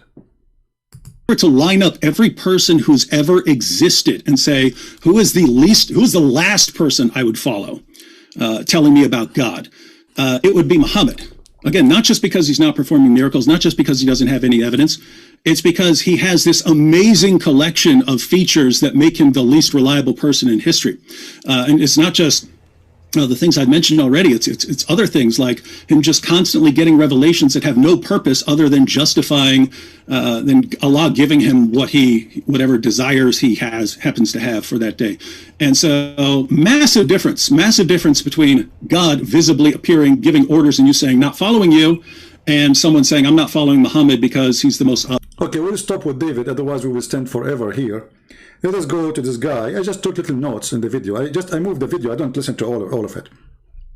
So this guy here, let us go in minute number 37 in my note. 37. Let us see what he will say. Were ordered to be killed and slaughtered and destroyed.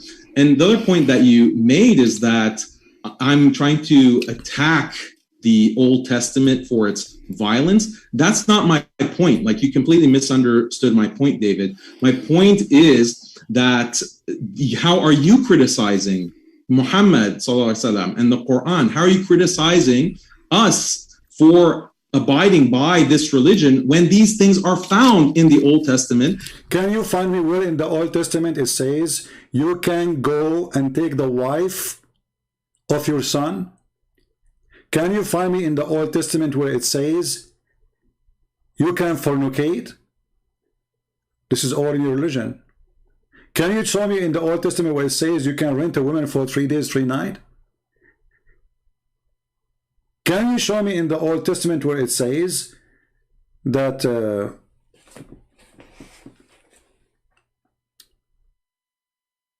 in the case of murder, we will go for that later, just wait for this one.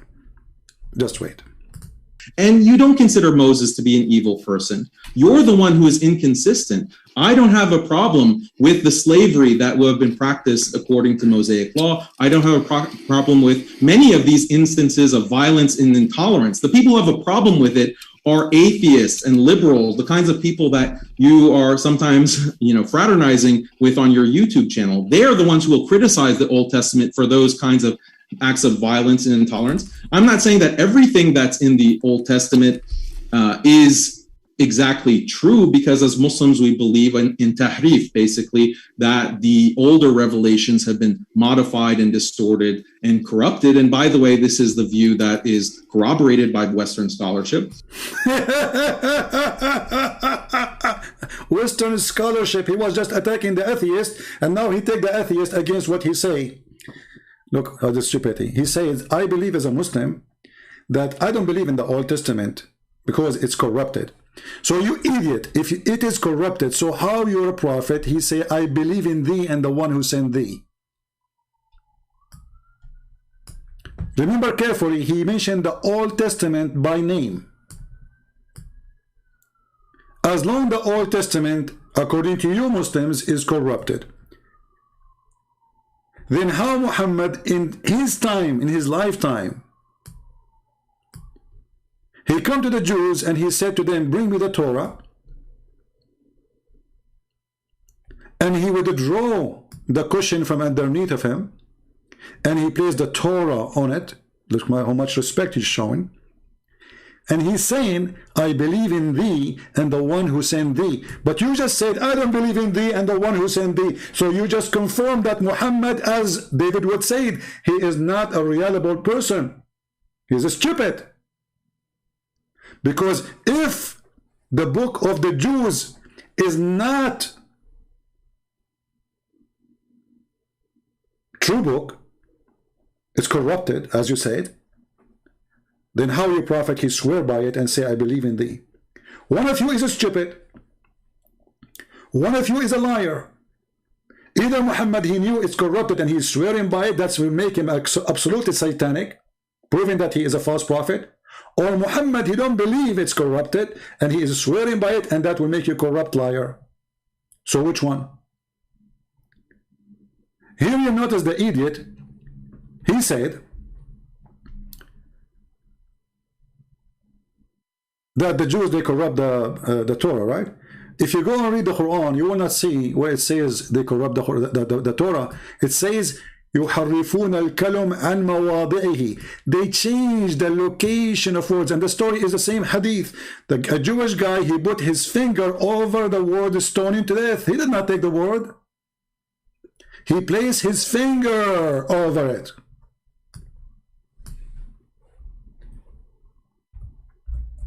And I have a surprise for you, idiot.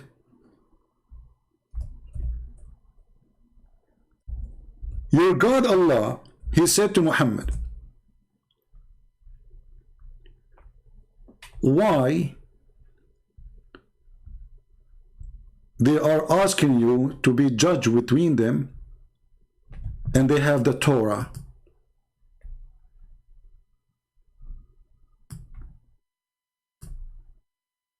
But why do they come to thee for decision, for judgment, when they have their own law before them, in the front of them? Do you see it?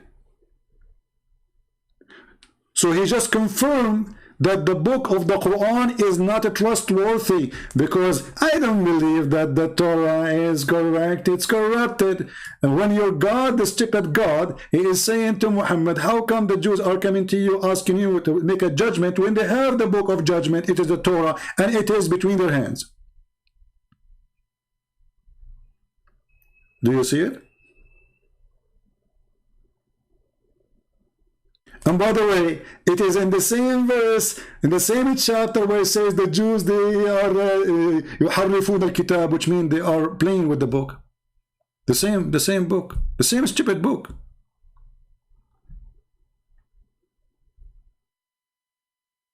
Read it.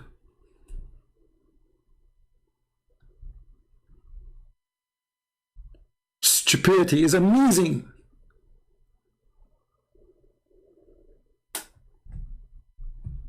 I mean, I cannot find Abdul, he have a little IQ to speak about. And actually, this, if we can call it a debate, this is a wonderful debate, because you just got your prophet busted.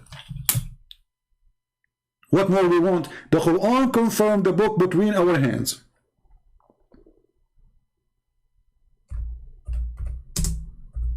And he confirmed the gospel and the Torah. But this Abdul, he don't agree with the Quran. Is that your book?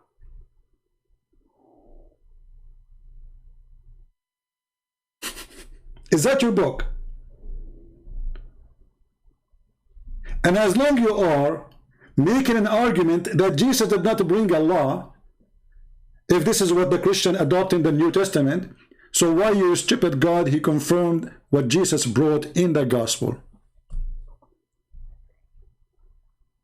And read it carefully. It says, confirming what is with them. He did not even use the word gospel, by the way. He did not even use the word Torah, which means whatever is with them. All the books with them, Allah, he confirmed. And we just showed you that Muhammad, he take an oath of it. So do the Quran confirm or does not confirm? Do you see the stupidity? And when this guy, he say and he speak that Quran and Islam brought a law, can you tell me the law of rape in the Quran? For sure there's no law, because Muhammad is a rapist. And as long the Quran is made by God and you have a law, what kind of God he changed his law every few days? Let us read together, because I want to finish this video, otherwise it's going to take forever. For whatever this guy, he said, it's a horrible for his religion, not for us. He said nothing, except he got his prophet busted. He said that the Bible is corrupt, the Torah is corrupt, his prophet, he swear by it. He said it's corrupt, and the Quran says confirm it. He says it is not to be followed when the Quran says why they are asking you about judgment when they have the book between their hands. And then we find this.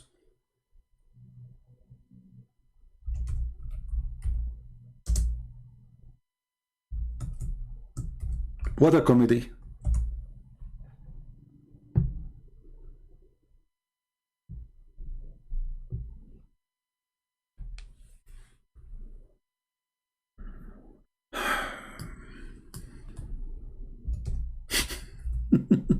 You have a book of law? You have Sharia law? Let us see. Chapter 2, verse number 106. Remember, he's talking that Muhammad, he brought a law. What is the law? Whatever verses between two bracket revelation do we abrogate or cause to be forgotten? Question. Allah, he made a law, and now he will make you forget his law. Why? Do we have any Abdul in the crowd? He can tell us how in the world such a thing happened?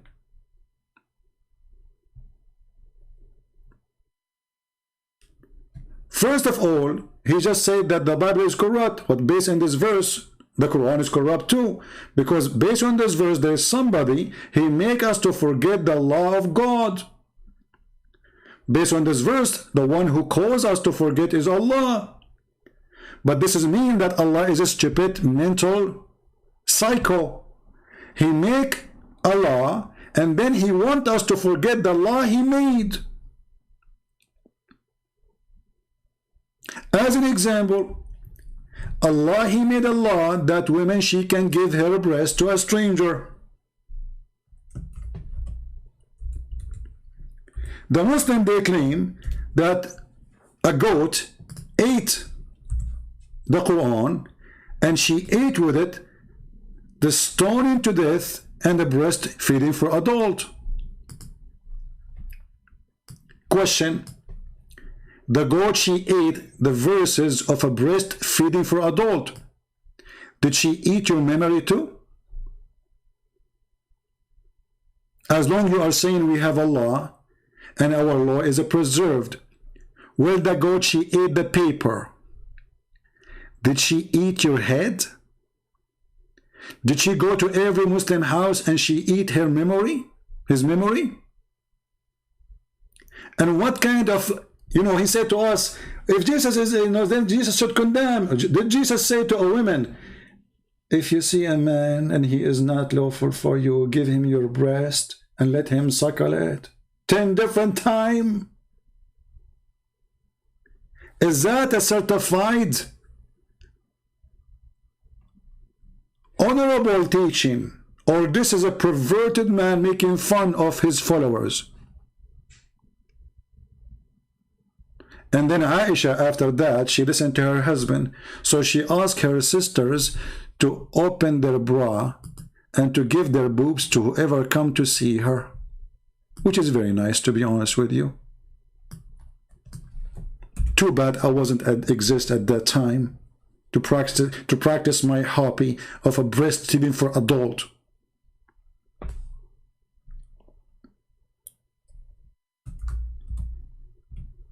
Is that a law of God? A woman, she give her boobs to a stranger? You will say, oh, this is only was a license for one. Your God, he made a license only for one woman, and it is a breastfeeding for adult? 10 times? He, by the way, why 10 times? What about 5 times? What about 2 times? I mean, do you think like 1 time will not do it? Like what will happen if we do, 10 times, 10 times? What about if it's 9.5? So now anyone when I come to Aisha, he have to go to her sisters and he have to suckle the sister of Aisha boobs 10 times. So when Abdul, he come to us and he say we have a prophet, he have Allah, he has God, and how he can criticize us. We go, we see how Jesus, he stand against all this garbage. What is this? Breastfeeding for adult, it's a revelation from God. Secondly, when the goat, she ate the stoning to death verses, why we cannot find it in the Quran? Is that something Muhammad, he took from the Jews, and we just showed you the verse where Muhammad, or the hadith, where Muhammad, he took the Torah and he swear by it?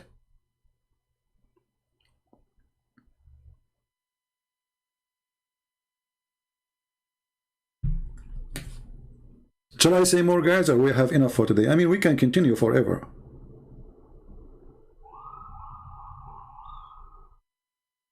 You know what I mean?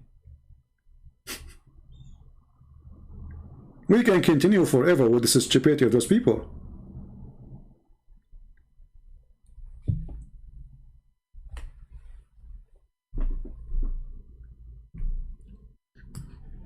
This guy, he said in the video, I have in my note here in the minute 41, I think. Let's see. You see, I was just going over the video, like just I moved the mouse. I'm not going to listen to everything. And whatever he say in that moment, I save it. Minute 41. 41. Let us go to 41.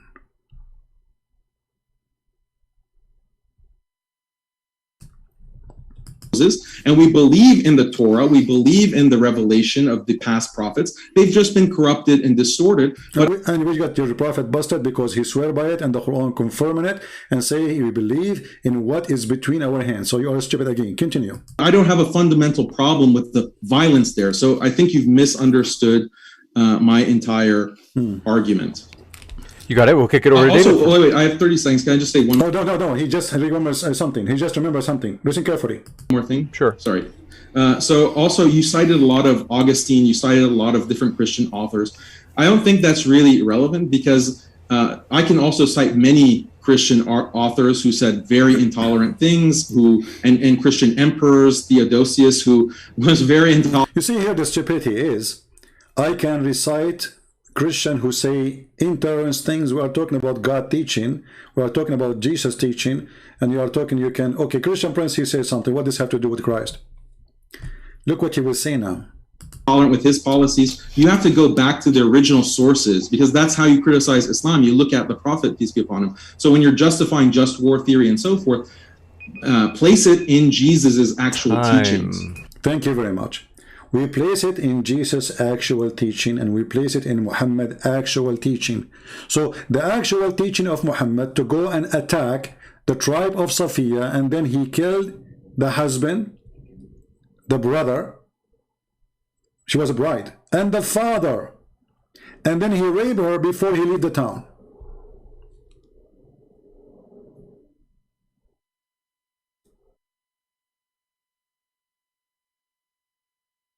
We go to the original sources and we find that Muhammad is a child molester.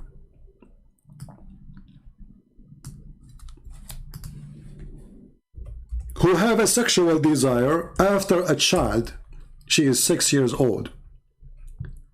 We find that Muhammad, he encouraged his men to go after children to rape them, claiming that they are more fun.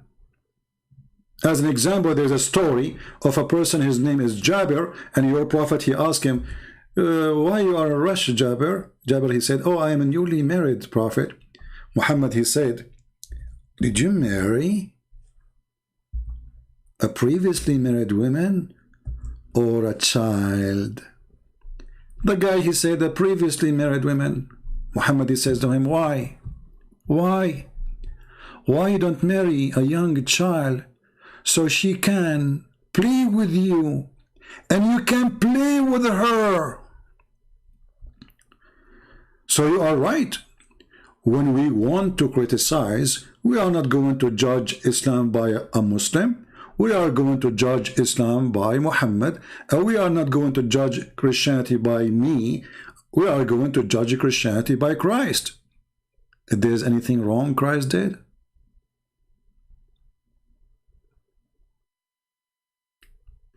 when the man, he answered his prophet, he said to him, well, I dislike to marry a child like the orphan I have in my house.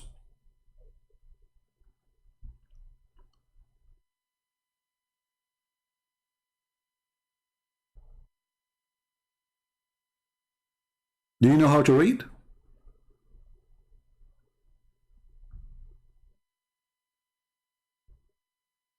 Read carefully what the man, he responded to the perverted Prophet Muhammad.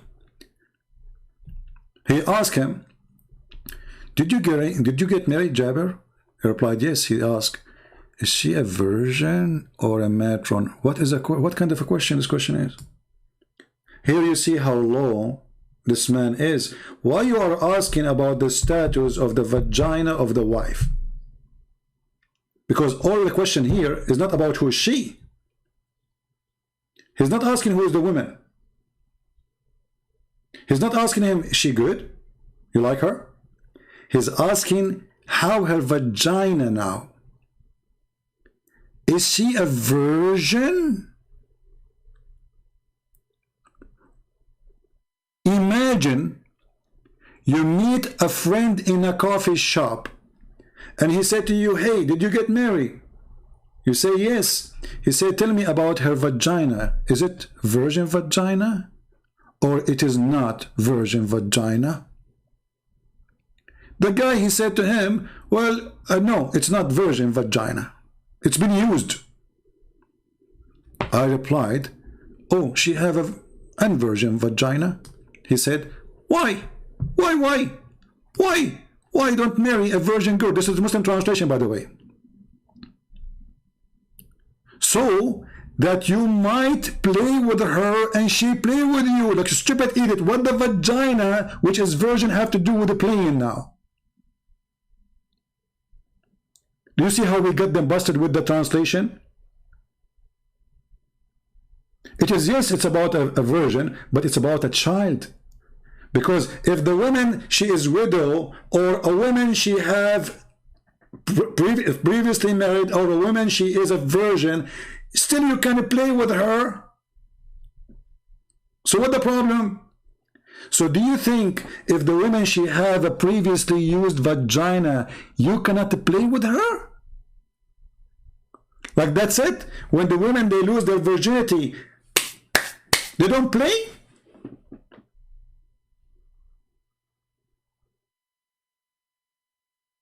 This is the religion you are trying to debate us about it. And this is the prophet who says to us, let us go to the original source. What playing with her have to do with her having a used vagina or unused vagina? Continue, you will understand. This is not about virgin. This is about a child. And then, between two brackets, look, the Muslim trying to make you more understand, brother. Or you might make her laugh, or she make you laugh. Look how cute. You are so cute, bride. You are 5 years old and lovely. What a perverted man. He want him to marry a child, so she will make you laugh, brother. And you will make her laugh.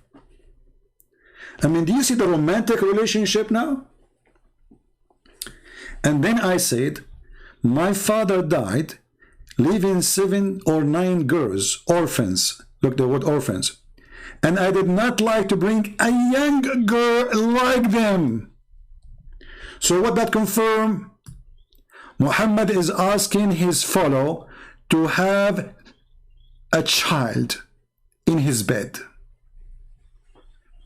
I did not like to bring what? A girl, and this is not my translation, take a note. A young girl like them. Who? The orphan. So when we call a person an orphan, that means is not able to support himself. He is little child. This is what orphan mean. So I did not like to bring a child like them. I married a woman who can look after them. Do you see it? So don't criticize, criticize by the original sources. Well, this is the original sources. And this is Sahih al-Bukhari. Because I know you will say, you will touch your nose, and then you touch your ass, and then you scratch yourself, and then you take a booger, and then you put it in your mouth, and then you say, I heard nothing. No, you heard it. This is al-Bukhari.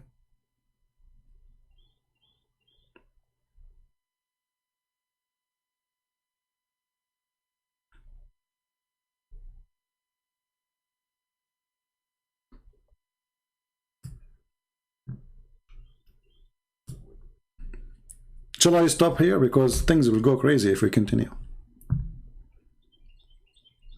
What do you think, guys? It's enough? We have now, man, 2 hours and 4. We did not even play 5 minutes of the video.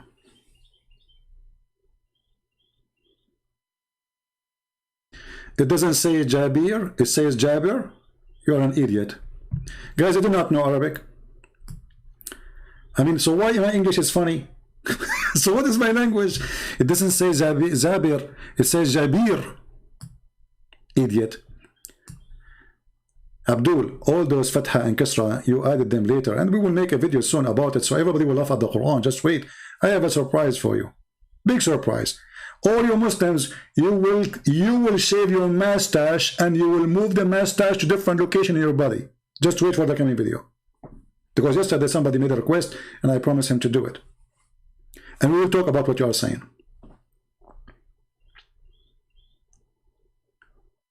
How in the world this can be a religion? Oh, we need to take commercial break? Oh, okay. I know about that. Commercial break. Shall we take commercial break? I don't know.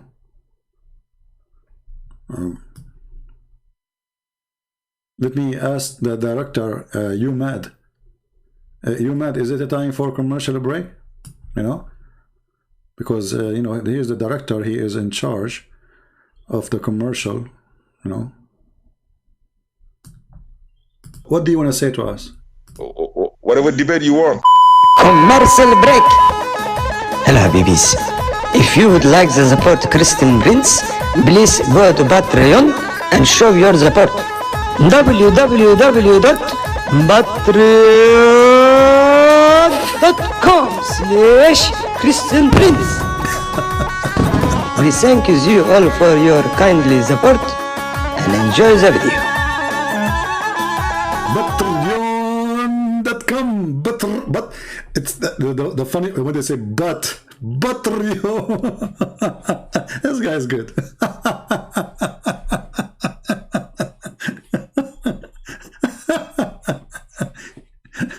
It's really a priceless commercial break. Imagine we play this in CNN or Fox News, like www.Patreon Christian Prince. That's so good. And by the way, this is from Sahih Bukhari too. The Patreon can be found in Sahih Bukhari. Hold on. You see, speaking about donation, have you ever heard of a God saying to the followers, give me a mortgage? Why Allah cannot make gold come from the ground? This is a verse Mimi Hijab, after he debated David Wood, he went online 2 hours after, 3 hours after actually. He did not sleep, the guy. He was so excited because now it's time to collect money. I just showed the Muslims I can debate David Wood. So he said to them, brothers, sisters, this is Ali Dawa was talking. Who is going? We are the one who is protecting Islam. 170-something thousand left Islam last year, brother. We are the one who is defending Islam. Who is going to give a mortgage? And then the Mimi Hijab, he took the microphone and he says, who is going to give Allah a beautiful loan? And then Allah will double to his credit multiple times. So we give a loan to Allah by giving it to Mimi Hijab. Do you see the fraud and the scam? What kind of God? He is begging for money. You see, if somebody says, hey guys, help us in donation, he is a human, he need to pay for gas, he need to pay for food, he need to make living. This is Allah. So Allah is, who is going to give Allah a mortgage? So Allah will give him, okay, is that a metaphorical? No, it's a money. And Muhammad, he promised those who gave him mortgage, which is he will not pay back, that he will be in a corner lot in heaven. He promised them heaven. You see, the Muslim, they say to you that the Pope of the Catholic, he promised people like in a certain time to go to heaven if they give money. And he gave them his signature. This is in the Quran. And this is a fake news.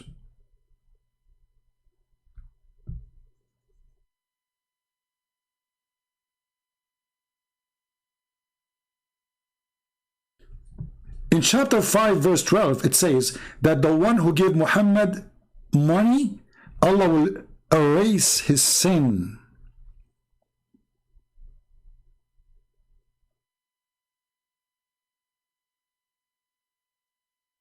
And this is supposed it was given to the Jews. So according to Islam, the one, erasing sin started with the Jews. If you pay money, Allah erase your sin.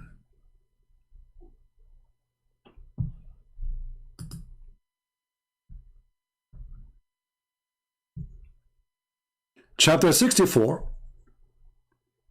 it says clearly that the one who gives Allah a mortgage, Allah will open a credit card for you in heaven and he will forgive you.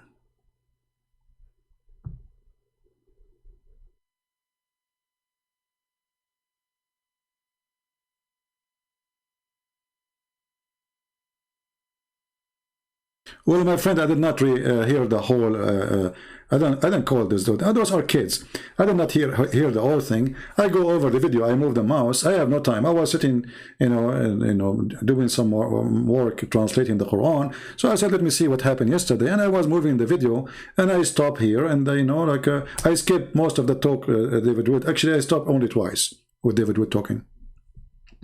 But anyway, here you see how silly, how stupid this religion, and how silly their argument is. In the same time, David Wood, he asked him, how come Muhammad, he don't have a miracle? I don't know if he answered. Did he answer that?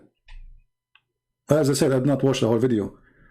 David Wood, he said to him, how come Muhammad, he don't have any miracle to prove that he is a messenger of God? I'm not sure if he answered that ever. If you go in the Quran, you will find that it's chapter 13, and this is the end of the Quran. Chapter 13, by the way, somebody might say, well, it says chapter 13, so how this is in the end of the Quran? My friend, Muslims agree that the Quran they have today is not according to revelation. And this is one of the funny things about that the Quran says those who change location of verses or words, they are corrupting the book. But that's what the Muslims do. So in chapter 13, which I think is a chapter 96 in the original according to Revelation. You can go to according to Revelation and you can confirm the number if I'm wrong. I think it's 96. So chapter 13 in the Quran, which is today Quran, chapter 13, it is not 13. In verse number 7, which means at the end of Islam, Muhammad is almost dead. People are still saying to him, how come you don't have any miracles?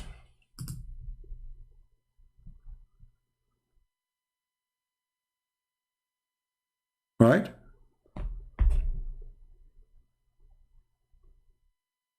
Do you see it? So Muhammad now, he spent all his life claiming to be a messenger. And yet Muhammad, he have zero miracle.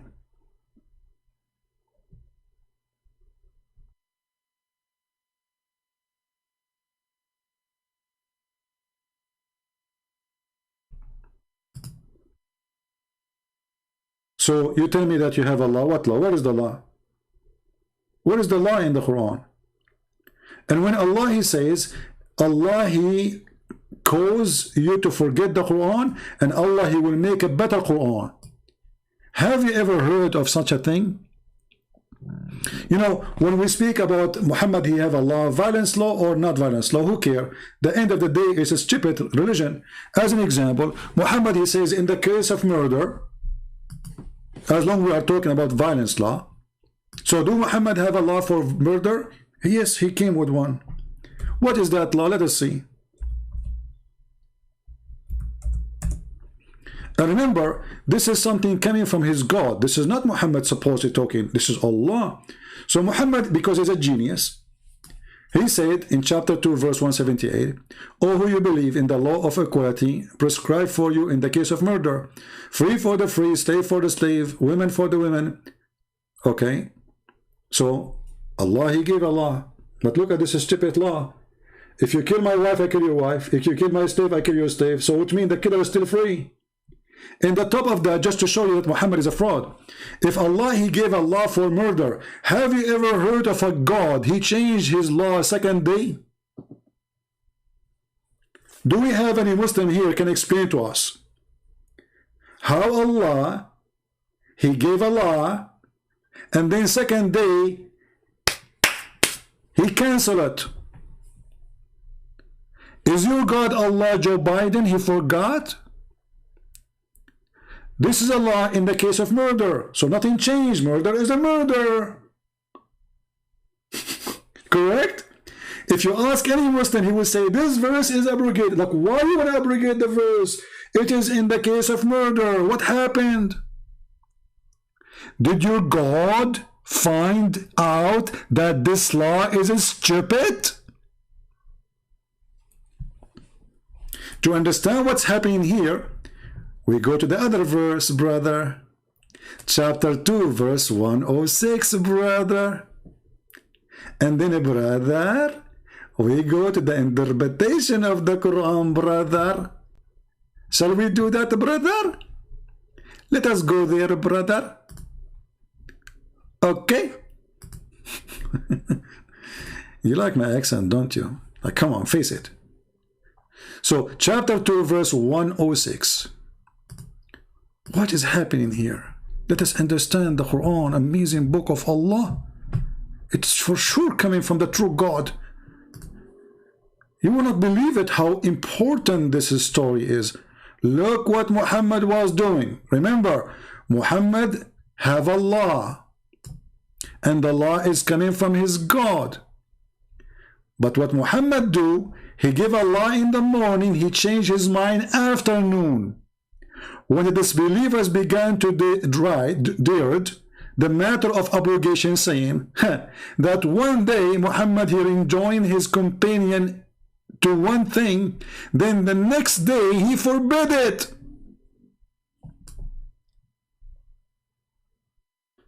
Isn't this is a clear proof that Muhammad is mentally ill? Imagine God is making a law. Is that you, CP? No, I don't know. I need to call a friend. Can I call a friend? Is that you, CP? No, it's not me. Is it that connect? But the guy is asking, are you CP? Brother, sister, some people they are confused about me. Some people they think I'm CP. In fact, I'm not CP. I'm Dr. Zakir Naik. And I will move with you. I have a beard, I'm trying to grow. I'm with the manure. What do you mean? Is that the UCP? Anyway, so listen carefully.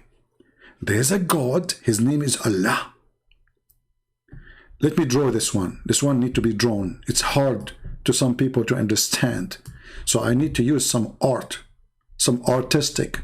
It's time for art, brothers and sisters. So you can able to digest the logic of Islam, brother. It's very hard to digest such a teaching. So there is a God. His name is Allah. He lives in the blue sky. Allah is not blue, but he lives in the blue sky, okay? In the top of the blue sky. This is the blue sky, okay? And Allah is there. I want to draw him in white, but the background is white, so you will not be able to see Allah. So excuse me, Allah, I have to color you. I will use a color you like. Usually it's pink, but I don't have it. So this is Allah, brother.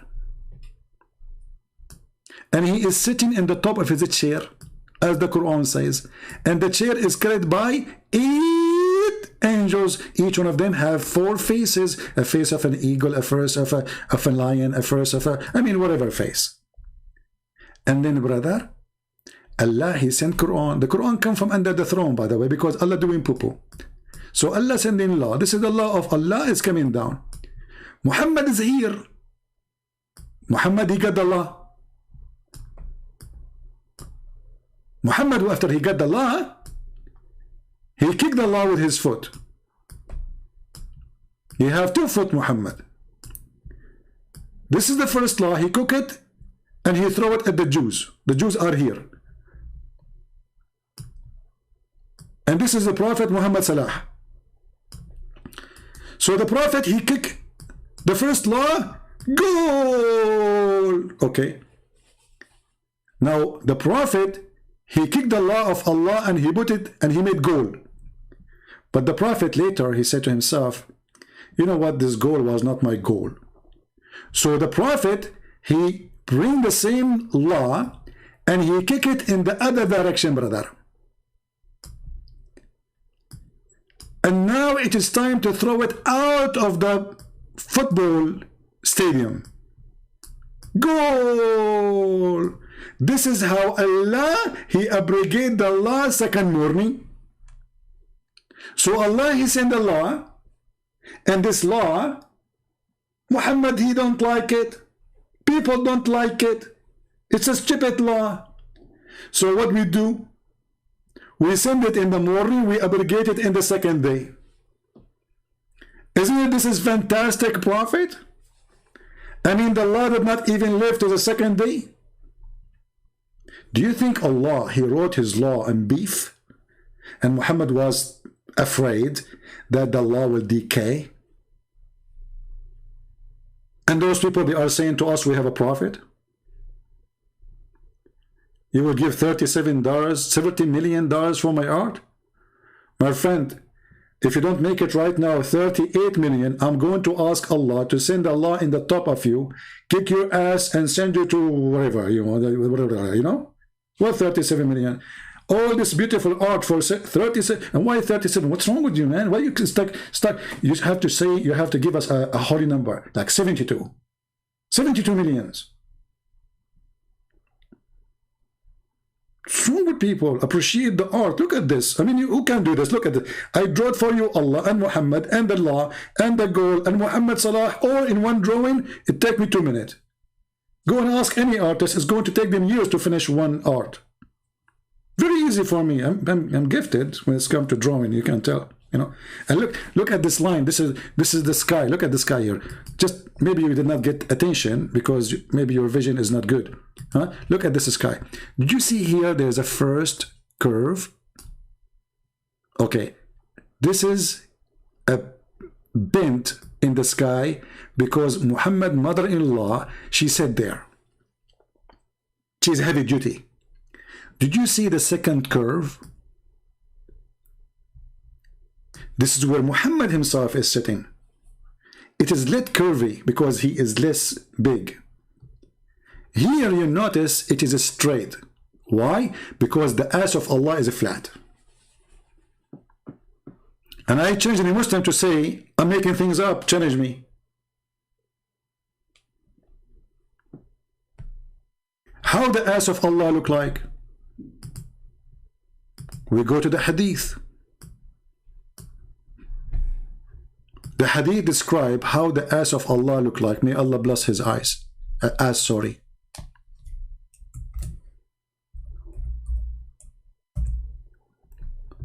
Read, Abdul, read. This is your God describing how his ass is. The Prophet said, I have told you so much about Allah the Dajjal, the Antichrist, and I am afraid that you may not understand. Look, Muhammad is afraid now. Don't, Muhammad, you are brave. Come on, don't be afraid. Christian Prince, he's not afraid from war. He's afraid that his followers are a bunch of idiots and they won't understand. Okay, I agree with you.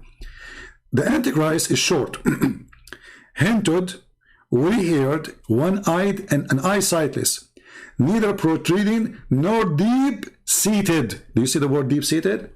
Take a note here. Later we will find that the deep-seated guy is exactly how Allah looked like, except the eye is different. Read carefully. If you are confused about him, know that your Lord is not one-eyed. So what the only difference is? Allah, brother, is short. Number one, he is hinted. I don't know if I'm saying the word correctly, excuse me. He is woolly haired. And then he confirmed that he is not one-eyed, which means he has two eyes. And he is neither protruding or nor deep-seated. So he's not deep-seated. This is the description of your God. Prove me wrong.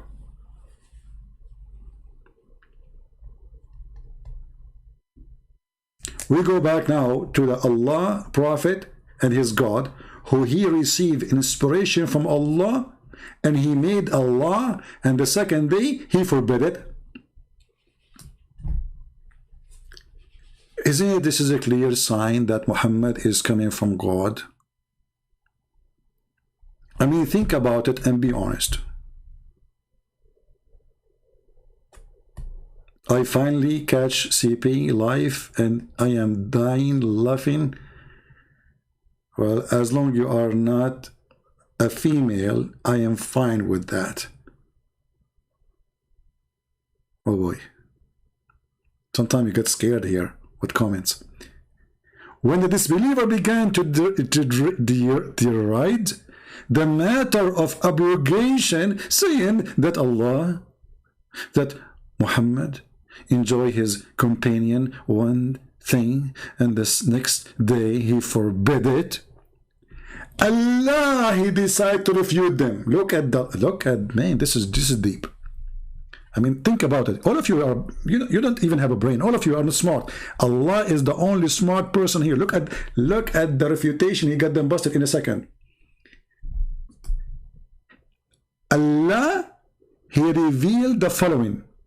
And whatever verse is the conditional particle and has been revealed containing a judgment to abrogate either together or with its recite or not with the only judgment, but it is ritual continues. What the heck is that? I mean, and you ask me why Sam Shamoun, he lost his hair? Because he was reading this. Sam Shamoun is so smart person. He was looking at it. He said, hey Sam, stop looking at this verse. I came after 2 hours. I found some hair in his shoulders. I said, Sam, do you want to go out, go somewhere? He said, no, I need to think about this. This is very deep. I came 3 hours after. I found half his hair is gone. I said, Sam Shamoun, you need to go out. It's time to leave, man. He said, no, look at this. I was afraid that he will convert to Islam. But it's his hair who converted to Islam. His hair left his head. After he heard this, he saw this. He said to himself, like, his hair was looking and like, wow. And you know when you say wow, hair will come from your head, you know. Try it right now. Go to the mirror, say wow, like big, like you have to say big wow, because this is big, you know. This is not like a small wow, you know. It's not like a cat mean meow. It have to be a very big, extremely big. So he looked this and like, what is this? It God revealed, and whatever verse is a conditional particle. What is that? That has been revealed, the verse containing a judgment we abrogate either together or it is recital or not, that only is judgment but its recite continues.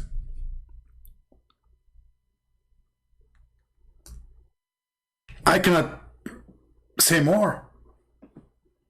I mean, how many of you is in love with the wisdom of this God who sent a verse in the morning containing a judgment and law, and second day Allah he decide forget.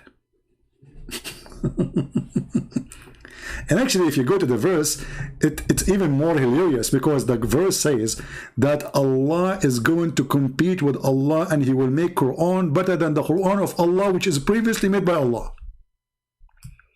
Should I draw this one too? Okay, hold on, let me draw it for you. Because here it says, read carefully. We bring a better one or similar. Oh, look, what the heck? That's beyond intelligence. This is supreme intelligence. Allah will make us forget the Quran. He will cause us to forget the Quran. And the purpose, brother, to bring something better or similar. I will explain to you, because all of you are kuffar and you have no idea how amazing Allah is. Time for art.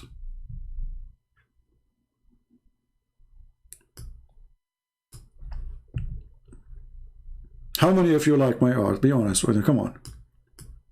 By the way, I was the #1 in my classroom in everything, in mathematics, physics, English. I don't want to mention the English because I was the top in English. So everything. But I forgot to tell you, I was the only student in the classroom, because all the rest of the kids, they run away. And this is what happened when Allah in the Quran, he says Allah is the best of the creators. The Muslims, they say he's the only creator. So how is the best of the creators? He was the only one in the classroom, like Christian Prince. So look what happened here. Allah will send Quran. Let us draw again. It's time for art. I'm going to charge you for this. It's not for free. Commercial break.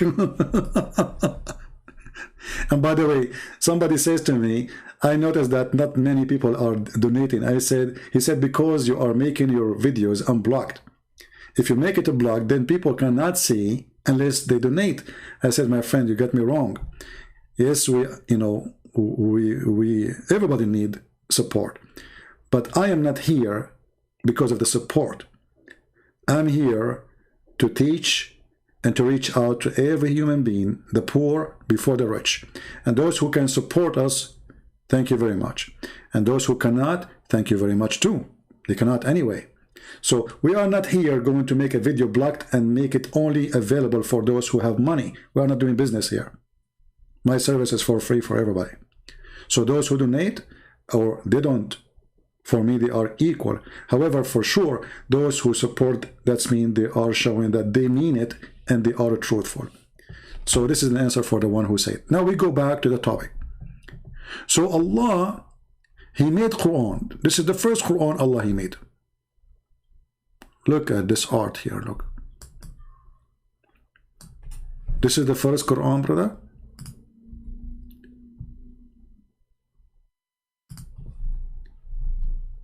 Page number 1, page number 2. We open the Quran. The Quran is open now.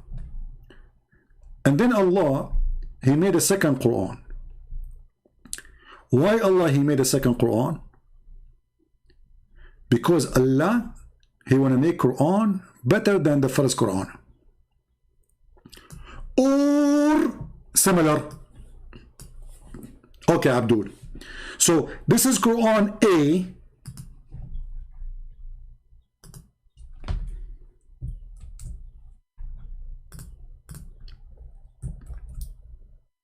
Why this thing is not working? I'm typing in Arabic, hold on.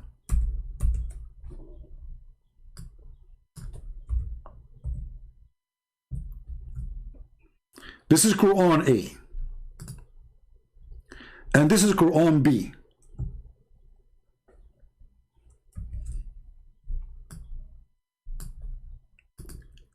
The reason Allah He made Quran A, because Muhammad He needs Quran right now. So you can say Allah was like, it's urgent. I will send Muhammad Quran. Then after Allah, He sent Quran A to Muhammad, and let us put Allah in His throne. Hold on, we forgot Allah. That will be cheating. We have to mention the one who made the Quran. He's here in the chair. This is Allah. He is sitting on the chair. It's a lazy boy chair, so Allah sitting there. So now Allah, He sent Quran A and Quran B. But when Allah He sent Quran A, He noticed that Quran A is not that good. So He said to Himself, I'm going to send something better or similar. Better or similar. And that will make it BS.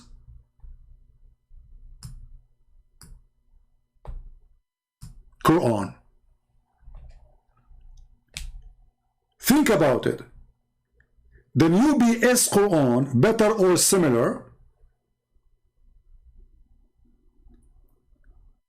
Allah proving to us that He is going to make Quran, which is BS Quran, better than the previous Quran. Which means Allah, He is not Allah, because Allah Quran should be always perfect. But Allah, He found that His first Quran is better, and is not better. He need to fix it.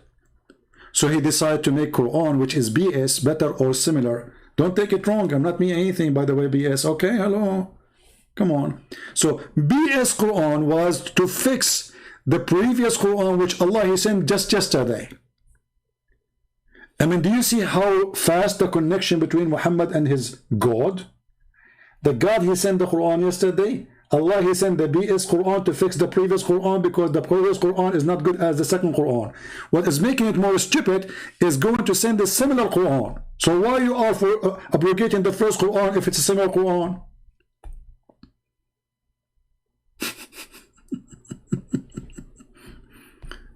I mean, have you ever heard of a stupidity like this?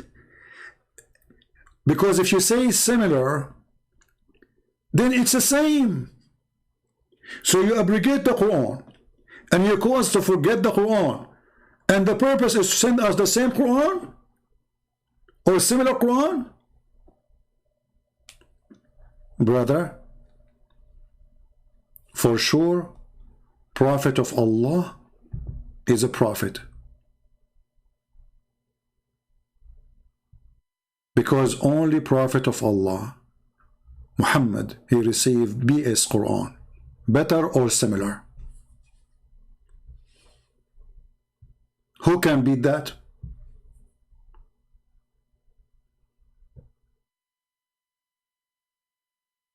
Nobody. We have to be honest here. Yeah, exactly. It takes the angels 1,000 years to deliver a message, to go up 1,000, to go down 2,000 years. So how Muhammad received an order by the morning, and then second day he received different order opposing? Remember, it's not just different order, it is the opposite order, canceling the first one and getting a new one which is opposing the first one. When I say stupidity is amazing, we mean it. And you have to accept it. So I'm going to stand here because this will be endless. I mean, we stop here better than keep going. Otherwise, we will stay here for the coming, 10 hours. Yesterday, I stayed for 4 hours in the same day. I mean, we did not even pass 24 hours. And now we are doing another 2 and 36 minutes. So I better stop here with the BS Quran. And from now on, you know, if you say to a Muslim a BS Quran, he said to you, why you are insulting? Show him the reference. It's your God who said, brother, Allah will make better and similar. This is the BS Quran. Which reference? Chapter 2, verse 106. 10. Hamburger.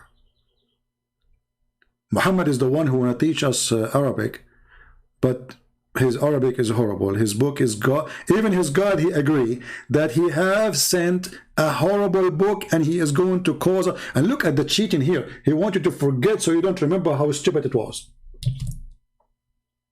I wish I can do that, man, because sometimes we do stupid things to ourselves too. Imagine, like, you know, let us say you are married and you do a stupid thing, whatever thing, and now what your wife, she is angry from you, and now you have a control. You make her forget what you did. Man, that's so good. Especially if your mother-in-law is behind your wife now.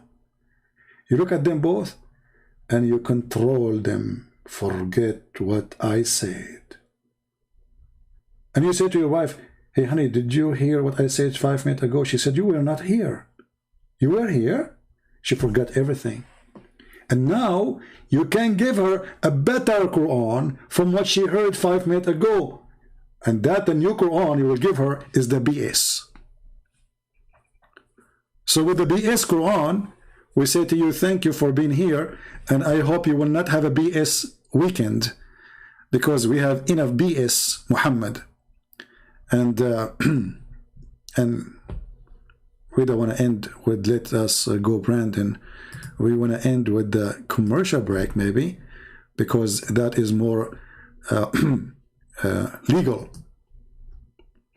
And by the way, this guy who is telling us about Allah and the law of Allah and Muhammad is a prophet of Allah, I am worried, brother, because soon I'm going to go to the bathroom. I'm not sure what I will do there. I can tell you later. But it is kind of interesting. It says, yeah, when you give the adhan, the shaitan, he not only runs, but the hadith says, lahu durat. You know what durat is? Durat is...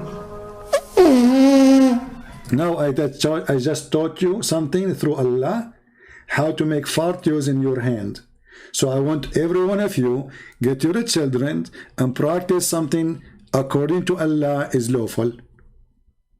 You put your mouth on your hand.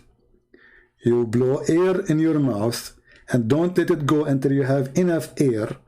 And then you blow it all the way until your mouth cannot take it no more. And that is the fart of Shaitan. He runs, and as he's running, his fart comes out. Hey brother, is that the fart of this guy was debating David Wood, or this is different standard of fart? I'm just asking. I'm not making this the hadith. He's not making it. This is hadith, the prophet, the scientist, the logic, the religion, the God. Allah, he told Muhammad this message. He said, how Muhammad knew this? Allah, should I draw this one too? Allah, he sent the message to Prophet Muhammad. He says, Muhammad, urgent, urgent, urgent. Muhammad, he opened, he says in the top secret, fart information. Muhammad, he opened the paper to read the letter of Allah, which is sealed by wax. Okay, come on, stamp, top secret. He opened and it shows him how Shaitan he fought. And then now the Prophet, he knew that Shaitan he fought when Muslim they pray to Allah. And listen to the ahadith, like you first, you know what the deen is about. The deen is about getting the Shaitan away from you. So you go into the toilet, Bismillahi Allahumma inni a'udhu bika min al-khubuthi wal khaba'ith. Brother, is that abrogated law? Or we can still use it, like when we go to the bathroom? Because as you see your Prophet, he says something in the morning, he changes. Is that a law or a rule work for morning poo-poo or afternoon poo-poo? I mean, I'm just asking because time changed everything. Allah protect me from these devils. You go in there with your left foot. The left foot you went in, you get a reward for that. You're in the toilet, Shaitan can't see you anymore. That's in a hadith. Guys, I have to go and get reward. Give me a second, okay? Honestly, I need to go to, because my reward is waiting for me in the bathroom. The second you got there, brother, with your left foot, you got a reward, brother. And that person was debating David Wood about logic, about law. What the heck is that? Second you enter with the left foot, you got reward? Hey guys, what do you think if we make a bathroom reward party as Muslims? So what we do, like we bring like 1,000 Muslim and we rent a bathroom, big one, public one. And all day you do nothing. You get in with the left room, you get out. You get in with the left room. By the end of the day, do you know how much reward you can get? I mean, you will not work for the coming century. You go to the bank, you find your account is full of money. Anymore, that's in a hadith, right? If you don't say the dua, what happens is the Shaitan not only comes inside, but the hadith of Tirmidhi says he plays with your bowels. That is dangerous. The Prophet, he knew what is happening in your anus as we speak. He knew it. And this is what the Quran is saying. Allah will send something better. This is the better. This is the BS Quran. The BS information Muhammad he just received is abrogating the BS previously.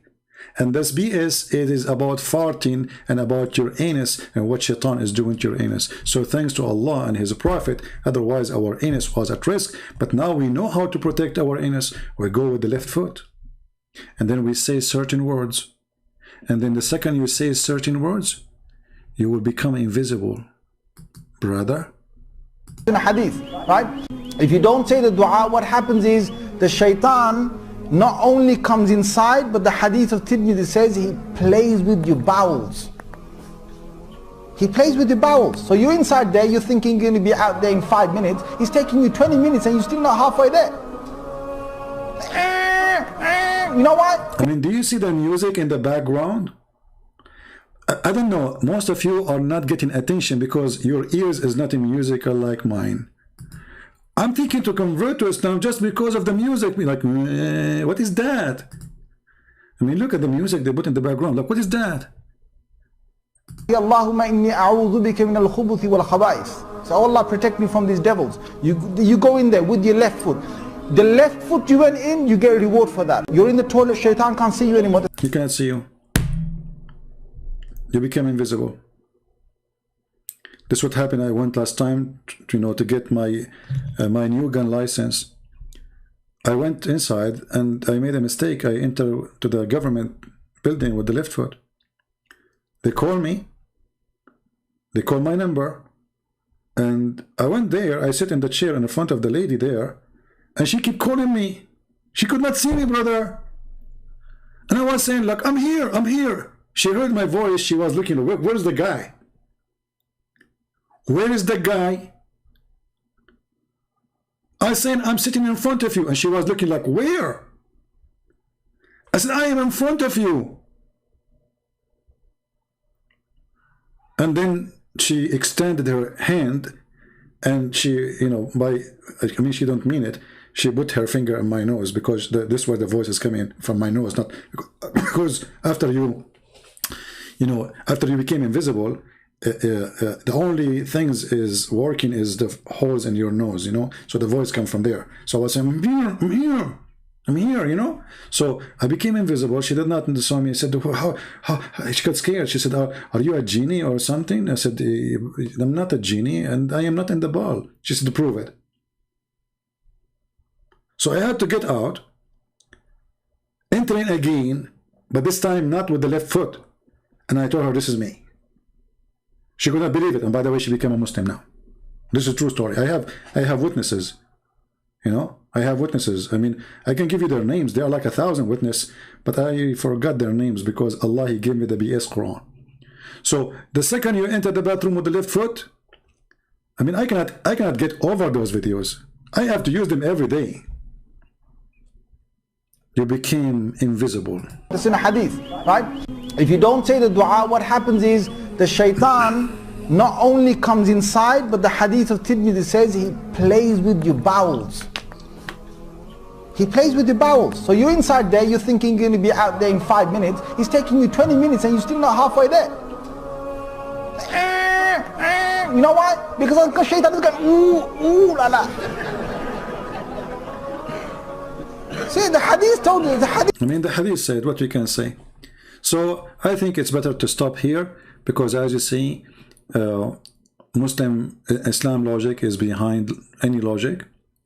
Muslims are always right. Allah, He make a Quran, and then He abrogate the Quran, and then Allah, He confirm the Bible, and then the Muslim deny the Bible, and then Allah, He says, I confirm what is between their hands, and then the Muslim, they say the Bible is corrupted, and then Muhammad, he grabbed the Torah and he swear by the Torah, and then Abdul, he will say to you the Torah is corrupt, and Muhammad, he is respecting the Torah and taking oath in the Torah because it's corrupt, brother. And it's very confirmed, brother, that everything in the Bible is not true, including the crucifixion, to the point that the Quran witness that the Christian, they saw Jesus on the cross.